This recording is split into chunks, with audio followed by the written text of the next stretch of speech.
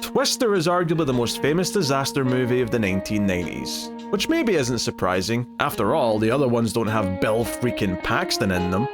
So join us for a trip down a windy memory lane, just in time for the sequel.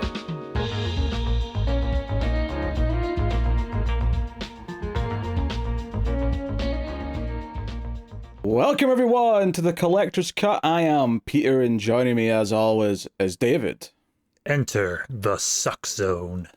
This is a movie podcast. We were working through 90s disaster season, and in a sense, this is kind of the finale. I say kind of because it's the last 90s disaster movie we're doing, but the finale is actually going to be the sequel to this movie, which comes out this weekend, actually, by the time you're getting this episode. So next week we'll see for Twisters.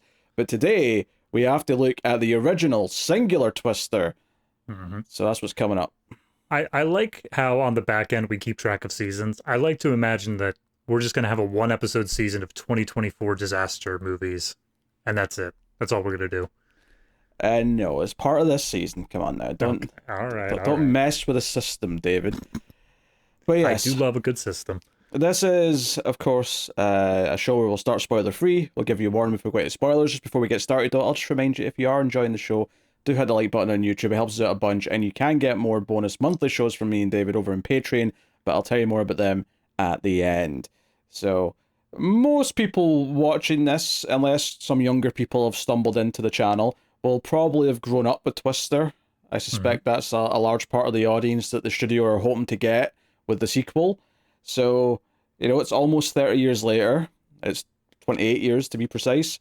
And we've got a new film starring Chad Radwell, but the original, of course, is Bill Paxton and Helen Hunt in the leading roles. And they are storm chasers, specifically tornado chasers, and they want to analyze and help develop a new warning system so people get warned earlier and therefore save more lives. And one of them happens to have a tragic backstory about how her father died when she was a kid.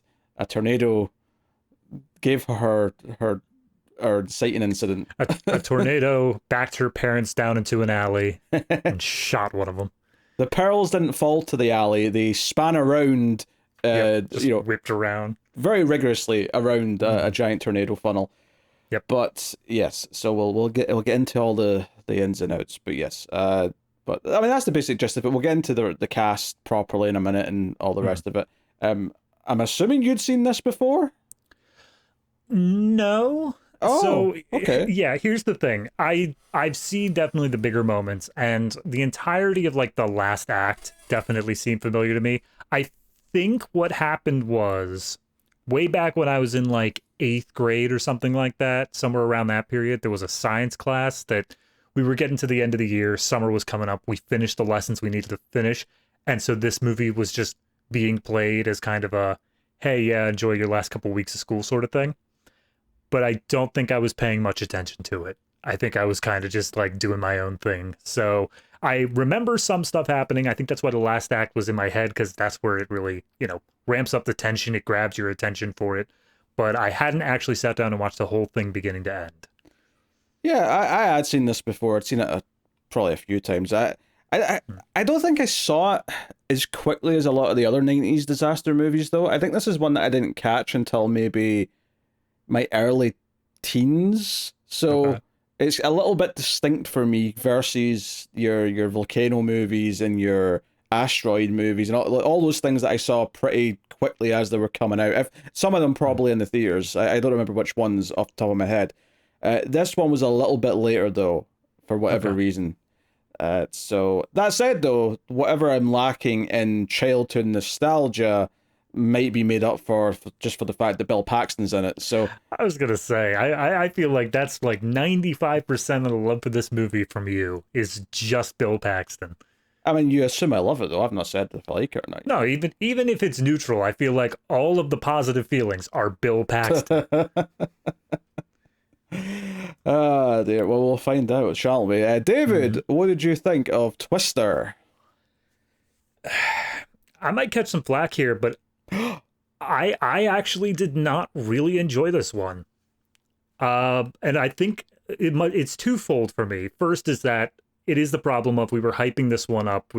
you know, Twister's the big one. Twister's the one that like encapsulated the 90s disaster movies, and it was such a big event thing. And I was kind of hyping it up. And when we got to it here, I think my biggest problem I had with it was the first half of the movie.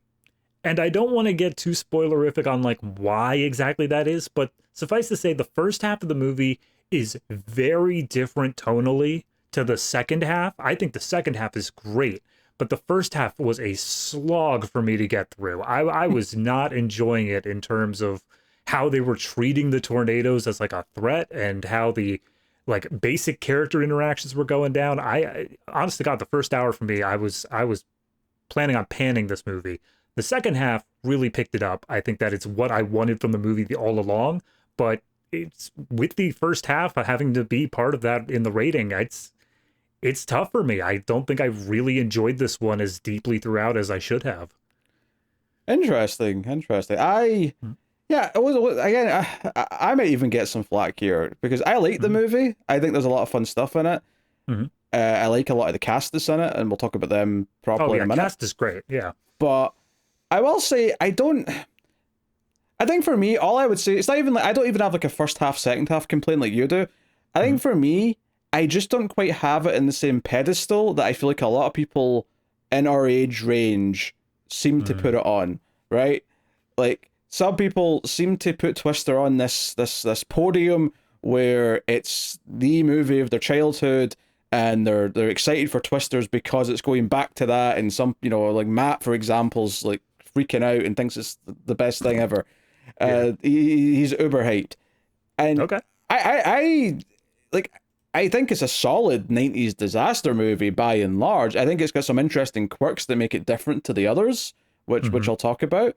But I wouldn't put this above some of the others, though. Like, this is going to be a controversial statement, but I think I enjoy Volcano more than I enjoy Twister. And I think for most people, that is a hot take.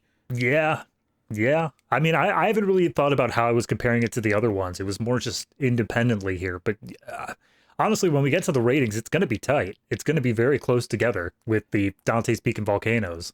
Yeah. I don't think it's like, other than having some cast that I really like, I don't think this is necessarily that elevated above those other examples, where I feel like most people in our age group would rank this on a tier higher. They would say this is the good one that all the others were copying or trying to cash in on. Not necessarily copying the plots per se, but like, you know, riding the wave of the disaster hype. And I don't think that it actually belongs that much higher up the list. Like, there's definitely some of the 70s disasters movies we did that I think is much better, which is maybe a wider conversation to have, is like how the 70s and 90s compare as a whole. I would say that despite the fact that the 90s should have better effects, I think there's more standout movies from the 70s. And whether that's just because, we can't rely on big CGI effects, so we have to actually just make compelling situations and characters and whatnot. Obviously, they weren't all like that. Some of them stunk, but there was a handful of really good ones. And I do wonder if I would be more favourable to the 70s era than the 90s era. Not that we've done a lot of the 90s ones yet, by and large. We've done a lot more 70s ones. But given the ones we've tackled so far, I think I would be leaning towards the 70s if I was comparing them.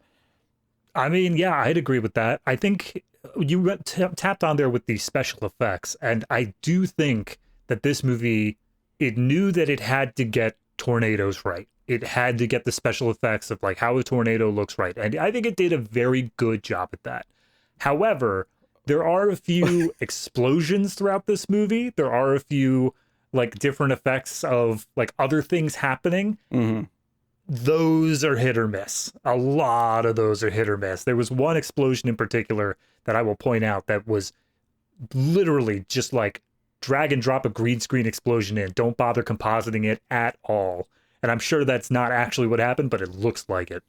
Yeah, it's always weird to critique a movie's effects from this time period, because if you're critiquing CGI, obviously, yes, it should in theory be dated just because it's gotten much better since. It obviously will be an earlier example of it. But there was definitely some moments where I was kind of wincing at how soft and blurry some of the CG was. The tornadoes do have a dated look to them. They don't kind of hold up, I would say. they're fine for the movie and the era they're in, but I don't think they hold up particularly well. And I especially think anything that the tornado picks up in terms of debris, whether it's parts of buildings or vehicles, look pretty bad. And again, like, I think a lot of people who've grown up with this movie are going to think that's really harsh and like, oh, you can't judge it for that. And I'm like, I'm not even marking it down for that. I'm pointing out that it did stick out to me. I've not watched the movie in a while, and I felt like, oh yeah, like some of these effects look kind of blurry. You can tell it's 1996 CGI as opposed to anything even just half a decade later where there was significant leaps in a very short span of time. You know, if you look at the early 2000s CGI, some of that's still dated, don't get me wrong, but there's a considerable jump for some of it. So... Yeah, I mean, I think that you were saying the Twister CGI is kind of poor. I think that when they do the like far away shots, the distant ones, showing them on like the horizon, I think those look great. Obviously, I can't guarantee that those are special effects. They might just be like stock footage that's been superimposed or something, but I think they look great. It's only once we get up close and personal that you start to see the flaws in it. You start to see the little problems of how much they could realistically render back then and how much like they knew about the insides of what tornado looks like, that sort of stuff. And yeah, it's an issue of the time of it. I think that obviously with Twisters coming out or having been out already now by the time this is out, I think that they've got this down. I don't think the Twister is going to, it's going to look photorealistic the whole way through. But here, even if it's not marking down any points, it is worth bringing up the fact that the title thing has its flaws. Yeah. And it's kind of just, it's unavoidable in that way. Yeah. I just, everything looked kind of had like a layer of Vaseline kind of smoothed over it. Just because of the nature of like how high quality they could do the effects at the time. Right. But I mean, I do like the casting by and large. I think Bill Paxton, obviously, I love. Helen Hunt, I think it's great too. I think Helen Hunt is a very interesting leading lady because she kind of captured, like she's kind of got this fire to her, right? And I feel like most actresses, and this wouldn't be a critique to say this for other, this is not a complaint for other actors who would do this, but I feel like other actors in this type of role where they're kind of quick and they're kind of sniping back, I feel like there's a certain type of performance I think most other actresses would do, and I feel like Helen Hunt is able to kind of like walk this tightrope where she still kind of feels like the girl next door the entire time, despite the fact that she's still kind of getting into an almost bickering argument with the love interest a lot of the time. And it's a very natural kind of thing that Helen Hunt just has.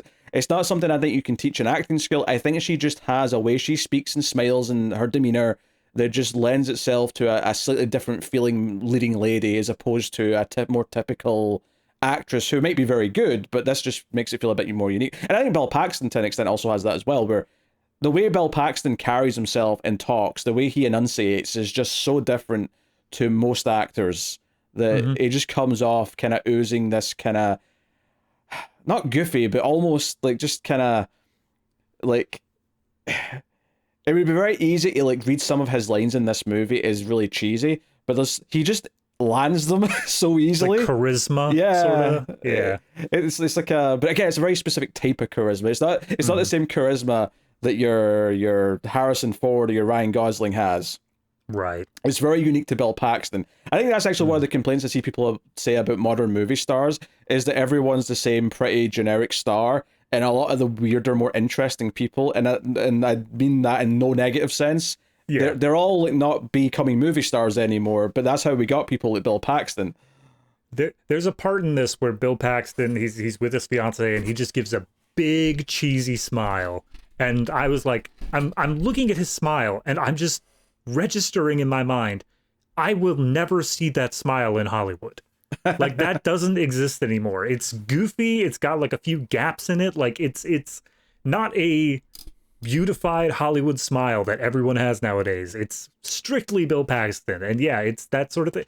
I agree for both counts is that both of these actors are not your stereotypical, I don't want to say leads, because obviously Bill Paxton has had like other big roles like that. But but he's not normally the lead though. I feel like more often Bill Paxton tends to be the favorite character who's not the lead. He tends to be, the like the Hudson and Aliens, for example, or whatever. He's usually just off. He's like the B tier in most cast lists, but he always makes that role like memorable by being him. Right, exactly. So yeah, no, I absolutely think that casting this is fantastic. Even if once you start moving down the list here, there were so many recognizable faces throughout this. It was shocking as the like C tier was being introduced, and I was still recognizing faces. Yeah. We'll go through all the notable names here in a second. I just think this movie would be so much lesser without these two in the lead roles. Like, I think if you had other actors in this movie, I don't think this movie would have stood out as a favorite in as many people's minds as it is. I think if you take out Bill Paxton and Helen Hunt, I think this movie is more looked at as a middling tier movie. They add so much to it. They ground so much of what this movie is. Yeah, and I wouldn't even say, like, they have decent chemistry together, but I wouldn't say it's, like, amazing standout chemistry together. It's specifically just independently how they act is what really sells it. Yeah. It's just it's them as individuals as opposed to having some insane chemistry. And also, Helen Hunt, of course, is mostly known for Mad About You, in which she's with Paul Reiser, who is also in Aliens. So she's been with two Aliens actors now in different roles. What you're saying is that I could cast a movie with Helen Hunt as the romantic lead for Sigourney Weaver, and it would work. It would, yes. All right. Yes. Yeah, I mean, they're up there in ages now, so it's more of a geriatric rom-com, but... I mean, there's an audience for that. But yeah, I was sure, why not? So yeah, going down the list a little bit, for some reason, the third build on IMDb is Cary Elwes, who I would say should be like 6th or 7th build compared to the rest of the cast here, but whatever, I'm not going to argue. That feels either to me like contractual or... like they thought that he was a bigger selling name at that point. Because when did Princess Bride come out? That was late 80s. Yeah, that was before this. Yeah, so maybe that was just the sort of thing where, he had Robin Hood Men in Tights just before this as well. So I think they were just selling on him being like a slightly bigger name to bring people in. I didn't know who this guy was until Saw, if I'm honest. He was not memorable from this movie, and I'd never seen those other ones. I've seen Princess Bride since, but like it wasn't something I knew about at the time. Right. So Bill Paxton's character has a new fiancée in this movie. Helen Hunt's his ex. So Melissa is that character played by Jami Gertz. I don't really know her from anything, but she's a prominent enough character she's worth mentioning. I don't know her from anything either, but apparently she is one of the wealthiest women in the world. What? Okay, sure. Yeah, she's got like billions of dollars. She owns a baseball team with her husband. That's just part of the trivia. All of her trivia is about how absolutely ridiculously rich she is. Like, all I'm saying, Jamie, is you could give me $10 million and you wouldn't even miss it, and it would set me up for life. So if you would like to just do that, I would be eternally grateful. Hold on, Pete. We got to set that request up right, though. Jami Gertz is the standout performance in this movie. Oh, dear. So we've got her. When we look at the team that works for Helen Hunt and formerly Bill Paxton, character, because it's kind of mixing a few things here. He's kind of like Stallone in Daylight in the sense that he is moved on to a new role and he's not with the team anymore, but as soon as he shows up at the start, they're all like, oh, Bill's back, yay, great. Yeah. Like, and he's got to keep on saying, like, I'm not back, but like I'm going to follow you and see what's going on. Right. And there's something else I want to compare it to, but I'll save that for when we're properly talking about the plot and stuff. But so yeah, the team of storm chasers that work with them, we've got Philip Seymour Hoffman as like a comic relief type character. You're right, but like only because he is the most zany. If you told me any of these characters was the comic relief character independently, I'd believe you. Oh sure, I mean they're all kind of played for minor laughs more than anything. Right. Sticking out to me is Alan Ruck, who most people probably know him from Spin City, but notably here he was in Speed, which was the same director's movie before this. So it's kind of a return with that director. We'll talk about... It's Cameron in Ferris Bueller's Day Off. Oh yeah, people will know him from that as well. That's another one that I did see eventually, but I don't have any attachment to it. It's like, I've seen it, it's fine, but... I getcha. You know? So, yeah, fun to see him back, and It's not even that much of a bigger. If anything, he might have more screen time and speed, but it feels like a bigger role in that he's not just a passenger on the bus. So yes, he has a name. He has a recurring thing that he does in this movie. But now that I'm thinking about it and how much screen time he has here, he might actually have more on speed. He might have more lines of dialogue and speed. So yeah, possible. It's a toss up, but either way, he's there. Sean Whalen, who I mean, I could never have told you his name, but he's like another guy in the team, and he's got a very recognizable face. He's been in other movies for sure. I mean, not for the target audience of this movie for sure, but the main thing that I recognize him from is that Nickelodeon show iCarly. He was like the hotel manager or the apartment manager or whatever. Fair enough. He also, Joey's actually reminded me of, I have seen other movies in because I checked his list, but I think the thing that he was reminding me of more than anything is he was reminding me of the guy that was in those Mad Max movies, the pilot character. He has a very similar kind of face to him, and I think he was making me think of them. It's not him, obviously, but you know, it was reminding me of him. He's the American version of the Australian actor. Yes. And then there's two other guys on the team. Oh, sorry, three other guys and a woman. I did recognize Joey Schlotnick. He's been in other things for sure. The two other guys I did not recognize, Todd Field and Scott Thompson, although Scott Thompson with his beard looked a little bit like a younger Martin Mull to me. But I mean... Yeah, he had one of those faces the entire time I was trying to place, but once I looked him up, I just... Nothing was jumping out at me. Yeah, and then the final member, the woman is... oh, sorry, there's another guy. Jeremy Davis is there. I forgot about Jeremy Davis. Oh, that's right. Yep. He's there, and he's hardly any lines of dialogue, but he's just kind of around. And then the woman's Wendell Josepher's the actress.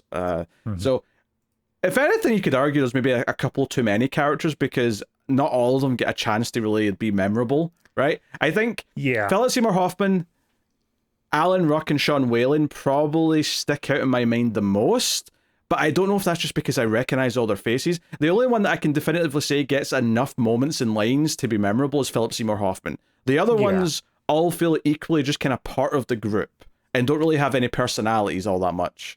It really reminds me of how the team was in Dante's Peak, where you had like the one main guy who was kind of the point liaison, and then everybody else who was just, you know, technically characters. They're technically there, but in reality, they're just background fodder for the most part.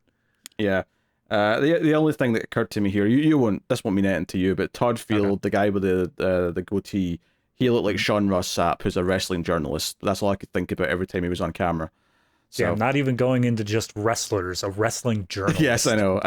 All right. But that's what he reminded me of. So we stuck to their team by and large, right? Cary Elwes is the leader of a rival team. He's like the hotshot who's got like a sleazy company behind him. And we'll get into more about what makes them the bad team when we're getting to spoilers. But even some of his team I was recognizing, like his driver, Zach Grenier, he's got a face I recognize. He's been in he's in Fight Club, which is the thing we saw him in at one point. I remember, he was the manager guy. The boss, he was Ed Norton's boss, but even just in two small roles, there was Patrick Fischler, who's in like Mulholland Drive and a couple other things. Like he has a very recognizable face, and I swear there was one more that's not even appearing because this list is so long that it's not even on the initial IMDb page. I have to click into see more. But there was at least one other face I recognized. Again, another bit part actor from the 90s who just... Jake Busey was in this. I did not notice Jake Busey. Where was... Nor did I, but he's credited here as one of the people on Cary Elwes' team. He must just be so young that I just... Anthony Rapp was one of that team as well? I didn't even recognize him, but he was there. God, there's so many just super stacked. Well, that's what's so funny, though, is that it's not stacked at the time. It just seems stacked now because so many of these people are more recognizable now. Like, Philip Seymour Hoffman went on to be an Oscar-winning performer, leading, dramatic Oscar bait. And here he is playing the goofy, long-haired, weirdo. I love that comparison, though, because one of the trivia bits I saw, it absolutely does not filter in this movie at all, was that in the original VHS screeners that were sent out for this movie, there's a scene where Seymour Hoffman, like, plops down in a chair really hard, and you can fully see his junk for, like, multiple frames. And they edited that out by the time that the movie was, like, actually released in the theaters. Of course. I just love that idea that like this man whose junk was on screen and nobody noticed won multiple Oscars. Good job. Imagine being the director and the DP and the editor and like hearing feedback that you missed some junk. Like a man's penis and testicles snuck into the movie without noticing, and you all missed it. You were all too focused on everything else that you just missed it. It was just staring you blank in the face the entire time. I have to imagine that's the thing where somebody gets a call down from like their boss's boss, and then it's like, oh no, are we fired? There. So I mean, that's the only other notable character that I think we should mention is that Helen Hunt's got an aunt who they all go visit at one point who feeds them, Aunt May or whatever her name was. So yeah, so that is Lois Smith, who was in a bunch of other stuff. Yeah, I didn't recognize her, but like, I mean, honestly, there's probably like 10 faces in this movie outside of the two leads that I recognize from one thing or another. So, you know, cool. Yeah. So yeah, ridiculous cast from top to bottom, especially in hindsight. So elsewhere, I mean, as far as like talking about stuff, the music's all right. The music's got like it's kind of funny because the opening is like this sort of dark flashback to what happened to Helen Hunt as a kid, and then as soon as it goes to the present day stuff, it like kicks in with this adventure-y music where it's like the camera's sweeping over the fields and it's like da da da da da da da. The only thing I could think as that music started was, oh, this is why it's Amblin Entertainment. Got it. Well, I mean, Kathleen Kennedy was in the producer list, I think, with Spielberg, so you know, they had a hand in it. It's got a little bit of that vibe. That's what I'm saying. The music just screams to me like, here's that jaunty Spielberg you know and love. Here we go. Which does remind me, actually, the first bit of CG that made me go, ugh, is after it cuts to present day, it starts on a shot of what's supposed to be space. Yes. Right? And to be fair, the Earth looked terrible, which I think you can let go because it transitions to the idea that this is actually just like a visualization of Earth on a computer screen at the, you know, weather lab or whatever it is. But before you know that, a satellite goes past and it says, oh, blah, blah, blah, weather satellite. And the CG on this satellite was disgusting. Like, it was disgusting. It is like pre-alpha tests of Toy Story from Pixar. Like, it is that kind of CGI. It's just not good. And I feel like the idea is that we were meant to be looking at a real shot of space that then transitioned to what the monitor was seeing. Yeah. But it just looked like completely fake the entire time. So, you know, I don't know. People might try and defend that and say, well, it's just meant to be in the computer simulator. But why does the computer simulation have the satellite going past? Right. I don't know. Absolutely not. Especially it starts up with like the little subtitle that says like present day, this is the satellite. Yes. And it's like, oh, is that on the computer too? The computer just gives you a little zoom in before it tells you the stuff it wants to tell you. Shut up. So yeah, that's just something I wanted to mention because it really like I was like, oh dear, as soon as I saw that. But yeah, so yeah, I mean, what do we talk about? I mean, we kind of already give our general feelings. I just wanted, is there anything else we want to talk about before spoilers? Now, the only thing I want to do is I just want to give a little bit of like preference as to what I'm talking about with the first half, second half tonal thing, without getting into too much spoilers, is that the first half of this movie, I swear to God, you could just change it out and like barely change a few words and you could make it a sports movie. Like, I think that if you replace the word, like, twister with skateboarding, like, you have the rival who has sponsorships and stuff like that and better gear. You have the fact that these people are doing it for the love of it, whereas he's just doing it for money. You got the fact that, and this is the biggest problem I have with it, I really need to point this out, all of them are just dude bros. Just like, yeah, let's go. Let's, like, go crazy. Let's do it. Let's run in there. And I think my biggest problem is that ignoring the prologue, which is completely separate from everything else, there is nothing within the first hour of this movie that makes me feel like tornadoes are dangerous. Because all of them are just so happy-go-lucky to run headfirst into one that it rips all of the tension away from me for the first hour of how dangerous anything here actually is. Yeah, there's obviously eventually the fiancé character, Melissa, like, eventually sort of reacts to, when she realizes this is what these people actually do, and that moment almost feels very legitimate because like, yeah, they are just chasing towards tornadoes and getting themselves Right. out of this trouble. Yeah, I mean, But even then, because of the way her character is in the movie, I almost feel like we're supposed to think that she's overreacting whenever she's like that, because she's the one who's like, oh, see, look, they're safe, they're fine, nothing's wrong with them. She's the city slicker. She's the one who's like, not used to being in the country. I mean, that's not literally what she is, but I'm comparing her to any other movie where you've got a character who's from the city, goes out to the country, doesn't know all the ways to survive in the wilderness. Constantly got her cell phone ringing. Yeah. She needs to pick it up all the time. And it's 1996, so that actually feels obnoxious in 1996. These days, everyone's got their phone, but in 1996, that was a yuppie douchebag kind of thing to have, was the phone constantly ringing at you. Oh dear. Yeah, I kind of get what you're saying. I don't mind it so much because the characters are nice enough to be around, and I enjoy their kind of inner banter, particularly the two leads. Admittedly though, the stakes do get a lot better in the second half when don't get me wrong though, I will be making fun a little bit of sneaky tornadoes that seem to have a vendetta against particular characters, tornadoes that like hide for a second and come back, just all these little like silly things that maybe there's some scientific basis for some of it, but most of it was making me go, yeah, all right, sure, whatever. Look, I'm not going to tell you specifically how many times this happens, but the number of times that a tornado lasts just long enough to dick with them and then dissipates is too many. Oh dear. And then the other thing I want to get to is bring up the director, Jan de Bont, who did Speed. And Speed is one of the best action movies of all time, right? So he has a classic in his filmography. But his trajectory as a director is kind of weird because he did this next, and obviously it was very popular, and as much as we've been a little down on it compared to maybe others, it does have a bit of a legacy and people like it a lot. But then he did Speed 2, which everyone hated.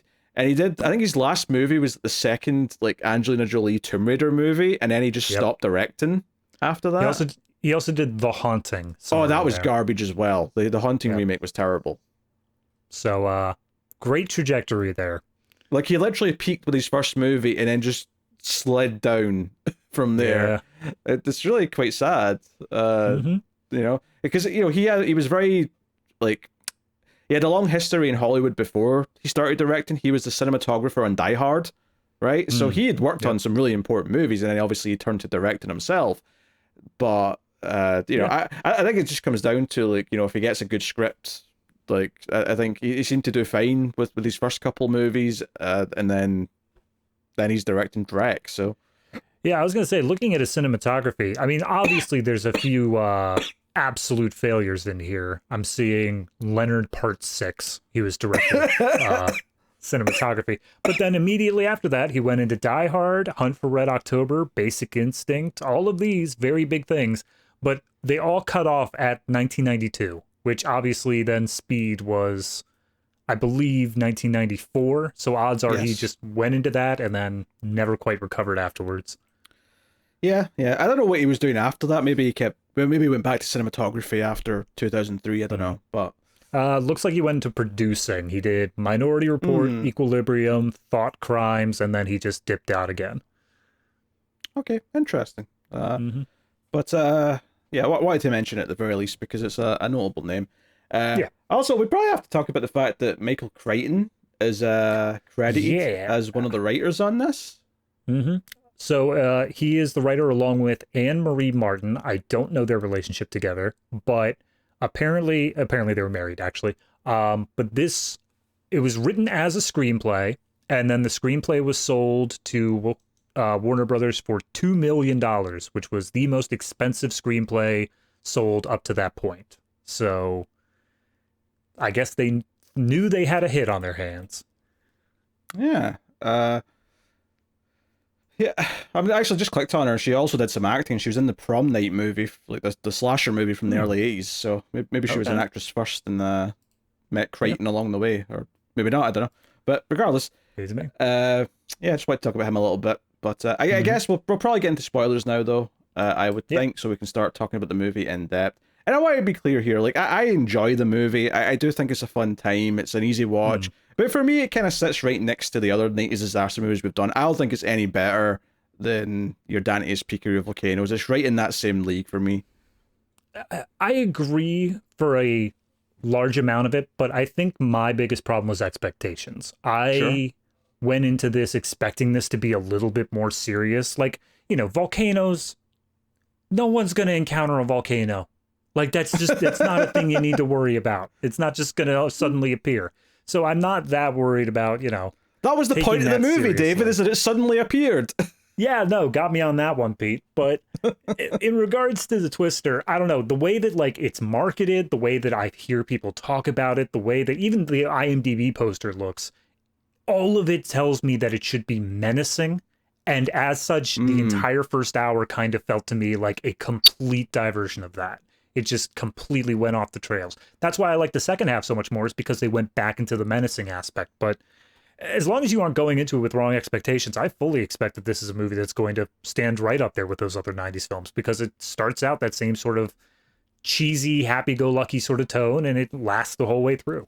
Yeah, I think the one thing that does make this different and very distinct from the other disaster movies is that these characters are literally chasing the disaster as opposed to being in a situation where the disaster hits them. Now, obviously, it does get to a point where it becomes dangerous and they do get scared and there is the actual disaster elements, but the first half especially feels very different to the first half of any of the other disaster movies we've talked about that we can compare it to, because just inherently, they're hunting the thing that's the disaster, and they are also excited by it. They're not scared by it. They're trying to get in there because they've got a purpose, which does have some benefits as well, though. As much as that maybe it takes away some of the menace from it, it does mean that unlike other disaster movies, the characters actually have a goal for the first half of the movie, which is something that I think you can critique a lot of other disaster movies for, is that by and large, all the subplots and like character stuff you get before the disaster hits is kind of just there to kill time and make you care about the characters a little bit, because they don't have a goal yet. The goal, once the movie gets going, is going to be to survive. But before the actual thing that they have to survive hits, it's just kind of, okay, it's just, character building. Yeah, it's just filler, yeah. Yeah, which is fine, but I think that this does have an advantage, at least in that respect. So, we'll see how we shake out as we go through it. But spoilers for Twister, if you just happen to have not seen it, you are now warned. We're going to get into it. Spoiler, despite the movie being called Twister, it actually has twisters. There are multiple. The movie lied to me. David, did you actually go into this thinking there'd only be one? No, I did not actually go. I remembered the scene where the one tornado split into two. Yes. Because I was like, does that actually happen? I feel like that's wrong. My gut says it does happen, but I don't have anything to base that on. I'm just... No, same, yeah. I don't know. So, it's fine. Whatever. Knock yourself out. Yeah, so the movie opens with a gritty flashback. Well, it's not really great, but it's a flashback to this... As we learn later, F5 tornado hits Helen Hunt's house in 1969, and they go out of the storm cellar. But the dad tries to keep the door shut, but the tornado pulls him out. And there's a whole bit of tension here because the dog doesn't quite make it in, and they let the dog in, so on and so on. So I'm just going to throw this out here. I get what the dad was trying to do. The dad's a freaking idiot. Oh, that's an idiot. Yeah, he's a moron. Okay, the door is pulled up off its hinges and it gets pulled away. Fine, whatever. He's trying to batten down the hatches. He's trying to hold it down. But as we see, once the door is ripped off, the wife and child are still just fine as long as they stay in the back of the bunker area. Yes. So why the hell did he not just chill out back there with them? Maybe he just didn't know that, so he thought he had to keep it shut. But the logic I had when I was watching the scene was that if the winds are going to be so powerful enough to just rip this door off, you're not going to be strong enough to hold it down. This isn't like a similar force to you that you can fight against. If this tornado is going to rip that door off, you're getting ripped out with it. So, yeah, the dad's an idiot. Like, I can't dispute that. Yep. But at least the dog got to live, so that's something. Yeah, all the dogs live in this movie. There's another dog later on that's in peril that ends up being okay. So, yeah, all right for dog lovers. You're fine. Nothing to worry about. Honest to God, this movie had a very small death count. Like, we It get the dad does. here and we get a couple later on, but for the most part, it's a lot smaller than you'd think it'd be. Yeah, I could have used some more carnage. I could have used some more death. That's what Twisters is for. They're just going to kill off the entire state of Oklahoma in the prelude and move on from there. We can hope. We can hope. So when we cut to present day, like we said, we had this like satellite thing, and it goes into this lab. This lab is like such a tiny thing. I thought it was going to be not. I mean, admittedly, I've seen it before, but even like in my vague memory, I didn't remember how much this lab came into it. I thought we'd be cutting back to this place, like getting updates all the time. It does cut back a couple of times, but they're such minor little quick things. This I thought this was going to be like the in Volcano you had like the crisis center where they were like managing everything, and we were constantly going back to Don Cheadle and he was constantly giving updates on like things. Mm-hmm. This was not that. Like these characters are barely ever seen again. Yeah, I think this little subplot is a consequence of the fact that our main team are technically amateurs. Like, they don't actually have like a satellite out in space. They aren't with a government organization. So whenever they need to be able to learn something, or the audience needs to be able to learn something that requires that outside knowledge, that's what this segment is for. It's for them to say like, oh, look, these two cells are merging together to do this thing. Because there's no way you could know that without satellite info. Yeah, I would maybe fight you on the word amateur, because I think they are meant to be very experienced and good at what they do. They're just not funded. I think there's a bit of a distinction there. Right, which that is the point I'm trying to get across. I just don't know what word I'm looking for. So that sets up whatever, but we're introduced to our characters, and Bill Paxton's with his new fiancée, Melissa, and he's coming in to pick up divorce papers that Helen Hunt needs to sign, and that's where this movie starts. And as this was all playing out, and there's a lot of like following each other around as he's trying to get the divorce papers signed, and she's talking to him, and there's a bit of back and forth, and Melissa's meeting some of the other characters, but as we're meeting them as well, so it's like a good conduit for the audience. I was thinking, this is a less good version of The Abyss. This is like one of them. They were both experts in the same field, and they split up, and one left, and they have to come back for whatever reason. And there's a tension because things are supposed to be over, but of course by the end they're going to be back together because that's the movie, right? Yeah. Now, I'm making a brief comparison only because it was reminding me of it. Obviously, in The Abyss, that's the whole goddamn point, and it's the heart of the movie. Here, it's just like we need like a structure for the characters and their plot, so it's just there.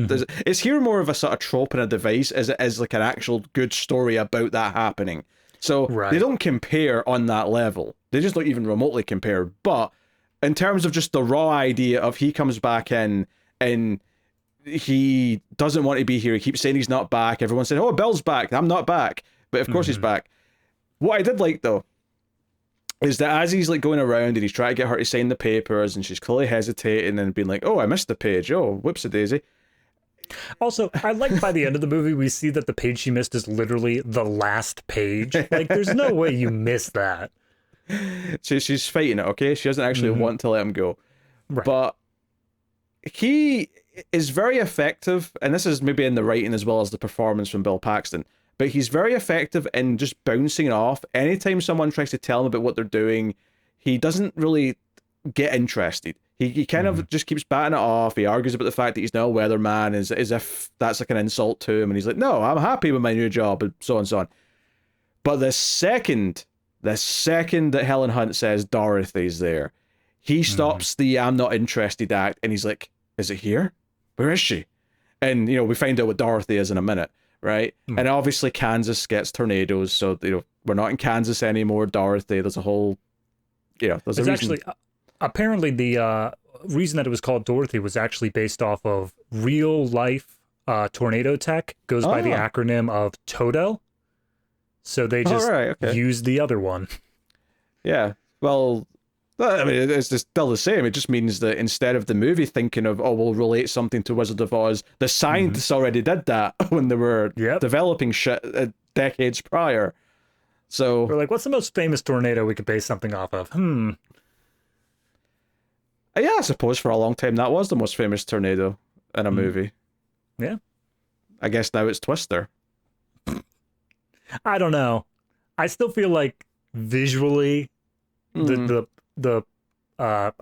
Gale House in the tornado is just a little bit more iconic. Yeah, probably. Yeah, I mean, Wizard of Oz is still more of a pop culture iconic thing than even Twister is, despite it being 80 years old. Now, don't get me wrong. The cow floating in front of the car in this movie, that has its own special place. I just don't think it's quite up there.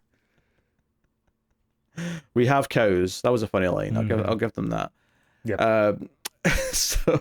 But I think he did a good job of showing that, like, he is out, but there is a certain point where he actually does really care about this stuff. And the second the subject of Dorothy being realized comes up, he's like, oh, wait, it's here. And then we get a whole exposition dump of, and I will say the movie is a little bit like surface level with how it handles exposition, because more often than not, Melissa is like, what? I don't understand. What's this mean? And then the character will just explain it to her. Like, in some ways that's smart to have a character that needs to have it explained to them. But in other ways, it's also the simplest solution that's not very inventive. Yeah. I will give the movie a little bit of credit, though, and this is credit just in the way I want the movie to be. It's not inherently a good or bad sort of thing. Sure. But a lot of times when they are explaining things to her, they do explain it to, like, some extent. But there's a lot of times that they keep the jargon just completely unexplained. Like, the one that kept coming back was they keep on talking about the core. And they never actually explain what the core is. As an audience member, you can kind of just figure it out because obviously the core means the center, so it's there. But, like, scientifically, they never have a character reach out and say, like, what's the core? And then they just explain exactly like, oh, well, inside the tornado, we don't know what's happening or whatever. So I do appreciate there's a lot of jargon in here that is still just left up to jargon, and they don't take the time to fully explain it. It's more of a showing thing over the course of what's going on. Yeah, and I wonder to what extent that was just, we already have to explain so much. We have to, like, draw a line somewhere. That is entirely possible. That's kind of why it is that way. Yeah, entirely possible. Because the other part is later on, inside of Dorothy, the whole thing for Dorothy is that there's these little tiny balls that they want to fly up in the tornado, and it'll map like wind speeds and stuff like that. I would argue that's not inside Dorothy. I would argue that the little balls are Dorothy. They just come in a container, because the whole point is that these little balls all fly inside the tornado, and they've all got sensors in them, so they can, like, get computer data for them and understand tornadoes in a way they never have. They're intentionally very vague about exactly, like, what they're going to get from it. I mean, they say it'll help them predict them, right? And that's great and all that. But part of me was like, you say you don't really understand what's going on happening inside a tornado, and I'm like, is that true? Did scientists in 1996 not understand what's going on inside a tornado? I feel like they did. That seemed weird to me, too. It seemed to me like they weren't giving science enough credit there, but whatever. If they needed it for the sake of saying that, like, what they're doing is heroic, then fine, have it. I love the idea there's a geologist or whatever somewhere who, like, developed tech to understand all this stuff in, like, 1972, goes to watch this movie, and he's just, like, throwing his popcorn there, like, these sons of bitches, not giving me credit. I mean, first off, meteorologist. Sorry, yes. Second off, isn't that anybody who's an expert in a field watching, like, a blockbuster movie? They're just like, you're wrong, well, shut up. Okay. You've got a point, but this is a bit more specific. They're usually just wrong about it. This is specifically saying scientists have not been able to do this yet, so we're about to do it. That's specifically taking credit away for something that's actually happened. It's like the equivalent of saying, like, NASA can't disprove flat Earth. It's like, for the love of God. So the idea is that they have to get Dorothy in the path of the tornado so that it'll light it up and all the little balls will go spiraling around. And that's the goal of the movie. That's what they want to do the whole movie, is to get this to happen so they can figure things out. To be clear, they've made 4 Dorothys. It's not just the one time and then they can reset. If they mess it up, it's gone. It's done. But they've got 4 of them. Yes. So they get 4 tries. And would you believe it? It's not until the 4th try that maybe it works. What? Movies. It has to be the last time. Just like the cop has to have his badge taken away to solve the case, they have to lose 3 of their 4 Dorothys to even have a chance. Unfortunately for all the other 3 Dorothys, they were 2 days from retirement. Oh, dear. I mean, it's not like you get these things back even if they're successful. They're kind of like disposable. They're one and done. Yeah, true. So, yeah, that sets things up. And just as, like, Helen Hunt might be about to sign papers, like, they get, like, the weather reports are in. They've got some computers in the van that are telling them stuff, and they're like, "Oh shit, there's a tornado off." Blah blah blah. So they all go speeding out, and Bill Paxton has to drive along with them in their truck because when I say their truck, I mean him and his fiance's truck. They've got a red truck with them. I'm only even pointing that out because later, when the other truck gets destroyed, their truck gets co-opted into housing Dorothy. Man, I don't know if money was paid here, but half of this movie was a car ad. Like, just selling those trucks. It was like down on the ground, aimed upward, the new Ford F-150. I could just see it. I could see it repurposed into that. I mean, that, I think also Pepsi definitely ponied up a little bit of money at one point. Yeah, probably. So, yeah. So we get our first chase to a tornado. And, and it's very light, it's very adventure-y. They all have like radios in their cars and trucks, so they're all talking to each other all the time. This first one, I mean, I'm trying to think of it. I'm going to have to describe each of these. I'm just trying to think about the quick way. Because I don't want to have to describe it beat for beat because it's just too long. And the first one that they're going after actually ends up dissipating before they get to it. But the main reveal that we get is Cary Elwes is also there, and he's also doing things. Yeah, him and his like row of vehicles are driving up alongside. Because here the truck flips and they lose Dorothy, and because they actually no that's not until there's this first one they're going to like actually dissipates before they even get to it. Then the scene ends with Cary Elwes like driving him off the road, and then there's this whole sequence where they see that he has his own version of Dorothy. No, that's later after they stop and they're at like the station or whatever. Like, yeah, but I'm saying they don't lose the first Dorothy until like a good 10-15 minutes after all this. No, did they lose the first Dorothy? Did they not? No. This is the only thing that happens here is they get run off the road by Cary Elwes' caravan, and then they have to replace the flat tire. And there's someone in the background says like, "Oh, the tornado disappeared." I was just going straight to when they run off the road because Paxton tries to drive off road and then gets stuck in that little underpass area, and they have to hide down there because the truck does get flipped at that point, and then that's when they lose the first Dorothy. That's like 20 minutes later, yeah. Okay, I thought we went straight to that. Yeah, okay, in that case, yeah, we go to the station next, and Cary Elwes is doing press, saying that he's developed, basically Dorothy. He stole the idea, and Bill Paxton's very upset about it, and wants to punch him, and they have to hold him back. He does punch him. You hear it multiple times. He's like, "You son of a bitch." Bam. Yeah, it's funny, actually, because obviously, yeah, okay, he stole the tech. There's nothing, like, I can't say them using a similar design is necessarily that bad. The thing that made them more villainous for me was this idea that they just rely on all the technology, but Bill Paxton's actually just really good at reading the storm. Like, he stands out and looks at the sky, and he senses it in like he's some sort of Buddha monk or whatever, and he's like, "We're going due east. That's where the tornado's going to hit." And of course, the villainous group all just follow them because they see them leave, and it's like, "Oh no, we're going to like use their expertise to go and track this tornado." Helen Hunt specifically says the line of like, typical Cary Elwes. He's not going to do anything until he knows he can follow Bill. Like it's literally everything in this movie. You can remove all of the instruments, all of the everything. If Bill Paxton can look at the clouds, he knows where a tornado will be. Yeah, and there's a couple of little things sprinkled in here because, like, Helen Hunt and Melissa like sort of interact a little bit at the counter, and Melissa just says, "You're still in love with him, aren't you?" And she's like, "I'm not mad. I get it. Like, I clearly think he's worth loving." I think her exact line she says was, "Check, please." And I'm like, wow, is that where that began? Where you just end an awkward scenario with "check, please"? I mean, yeah, Helen Hunt just makes small talk, and like Melissa just wants to turn it into like a proper conversation.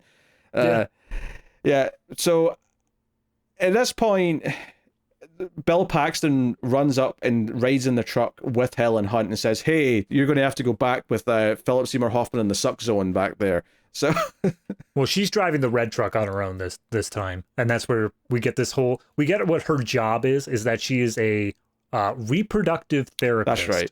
That's right. I mean, she's basically just all of her cell phone calls are coming from this one patient who him and his wife are having issues, and she just basically has to be like, it's not about your penis, Joe. This is not about your penis.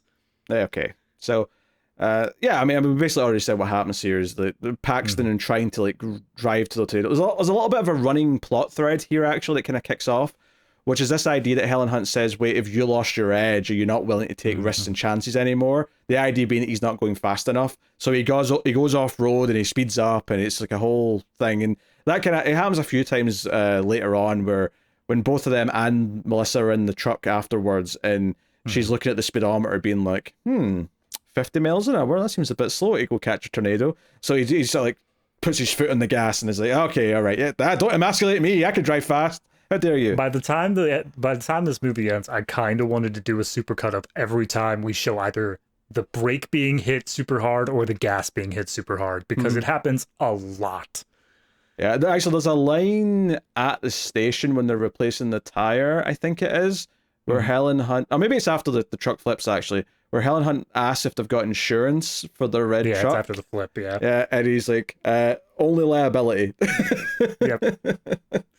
That's where that big goofy smile comes in, and I'm like, all right, this is likable. I like the cast, but here's the thing. So this whole sequence wraps up with them trying to get Dorothy in the path of this tornado. They get the truck stuck inside of a ditch, and they essentially have to go underneath this little underpass bridge thing in order to stay safe from the tornado as it passes pretty much directly overhead. And this is the moment that I feel did the worst for twisters in this movie, is that, yes, this is a small one. They point out it's a small one, but it's still an issue of they just ride it out. Like, they don't have to strap themselves down. They don't have to do anything. Their car is being moved about by this, but they're just holding on to a big stake in the ground. And that's enough for them to ride out this twister. Putting that 30 minutes into this movie makes it feel like these twisters are completely harmless, especially with how eagerly they're seeking them out, and they could just sit there and ride one out. I understand it's a small one, but the movie hasn't shown me a big one yet. So this is still terrifying that it can move cars like that, you know? Yeah. Maybe the idea that they're not right underneath it, because I think if I was to guess, it's maybe just close, like they're on the edge of it as opposed to underneath it. But at that point, it's like, yeah, I think you have to show that and make that clear and make it feel like, oh, they got lucky because it wasn't too close. But regardless, when the other characters all show up, Helen Hunt just kind of shrugs it off and says, oh, it was a bit windy, it was fine.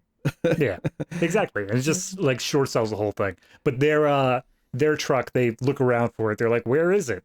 Cut to Melissa driving the red truck, and it just slams down right in front of her. She's got to swerve out of the way.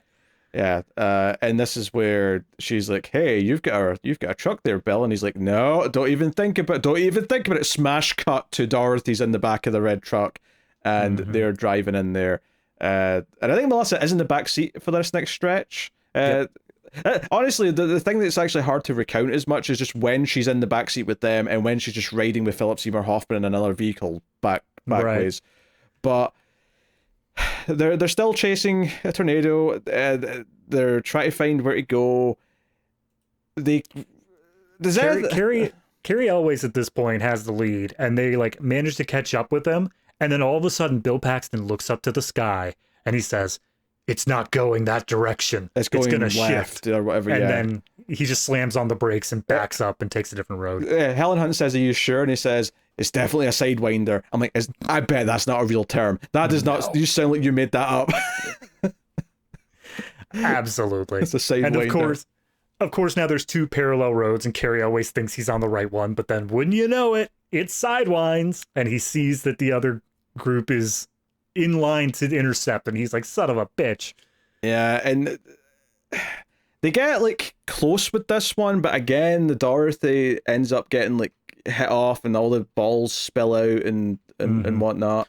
Well, this is the one where they're on like that weird bridge, and then like it splits out of three. Yeah, there's like three different twisters that are all just encircling the truck. And this is where the first point to me where I was like, okay, so God just hates you. Like, there's no other way around this. They're right in the middle of three. This is where the cow flies by and all the rest of it. Yeah, actually, now I'm thinking about it, I don't think there's a Dorothy here. What's becoming clear as I'm trying to describe this movie is that all of the tornado encounters are all merging together in my brain. Yes, they absolutely are. And that's another problem with the movie. Would you say that them having a goal at the beginning of the movie and keeping that to the end is a positive? I think that then shortchanges the fact that having that goal in the beginning makes it so that every one of these encounters feels almost identical. And they don't do enough to really differentiate, like, what is the thing that's special about this one right now? The one that comes after they go and get food does have a couple of things that stick out to me, which we'll talk about. But yeah, so this is where the funny cow thing happens, and they have a couple of lines, and Melissa at this point's like, wait, this is crazy. Why? Like, you people are driving me nuts. She's literally having a nervous breakdown, and this is the first point where Bill Paxton's like, oh, right, normal people don't do this. I'm sorry. Yeah, she's terrified. They're all excited and like high-fiving and like, that was cool. Oh man, that was an adrenaline rush. Melissa's having a heart attack. But they realize that they're close to where Aunt May lives, which is Helen Hunt's Aunt May. Yep. So they go there. Helen Hunt says, no, we're not invading my aunt's house. But they're all like, no, but we want food. She gives food. Let's go and get Auntie's food. They just start chanting the word food. Like, yes. It's menacing. I'll give them that. I would bow down pretty quick. So cut to Aunt May's house, and they all come in and then get fed. And yeah, I mean, it looks good. There's meat, there's gravy, there's potatoes, like the. And for some reason, this is where they shortchanged Melissa. I felt a bit here, because for the rest of the movie, I didn't feel like she was a cartoon character. The rest of the movie, she felt like a normal person who was just like literally thrown into a world that is out of her depth and does feel crazy. But this moment here, where she's been presented with normal food, she looks down at it like she's some rich person who like, but this wasn't served but from a waiter in a $3,000 plate and gold cutlery. What, am I meant to eat this slop? That's the look she's got on her face. So I agree. I wholesale agree. The only thing I think was supposed to be the dichotomy playing here is that just before she gets her, because it's steak and potatoes, the only thing that's supposed to be played is just before she gets the steak, Aunt May and one of the other guys has a conversation about how she slaughtered the cows that made this. So like it was something that was just killed like right here on the barn. And I think that that's supposed to be the thing where she's like, did you even take that as a serious? I thought that was just a joke. I thought it was a joke too, but at the same time, there's other characters following up on it saying like, oh, so you kill your own cows. Cool. And then it goes into that shot. I thought they were just joking. Same. I took that as she's never had cows. She just says, did you see my cows out front? No. Well, like it was just a joke. At first, I thought it was supposed to mean that the cow that was flying by the bridge was actually Aunt May's, but quickly that fell apart. Oh, you think she felt guilty because she saw a cow flying in a tornado and she's like, I'm eating cow now. Oh, God. It felt like she was being snooty here, and I think the rest of the movie did a fair job of not making her feel like just a snooty, stuck-up person. You know, she felt like a normal person who has been very reasonable, and even when she has her big dramatic, you know, I'm clearly not for this life, and we're not going to get married, like, and she leaves halfway through the movie. When that happens, honestly, that exchange is a relatively healthy one. It's not like some big dramatic, like, I'm mad at you thing. She's like, you know what? I just realized that this is your life. I'm not in this life. Like, yeah, let's go away. There was a period around here where a lot of these movies, because, you know, the getting back, divorce is temporary sort of thing, and the new fiance just goes away. A lot of those had like the jerk ass fiance, the ones who were just like. Most movies would paint this character as more of a villain, and I don't think this movie does that, to be fair. And that's what I'm thinking of.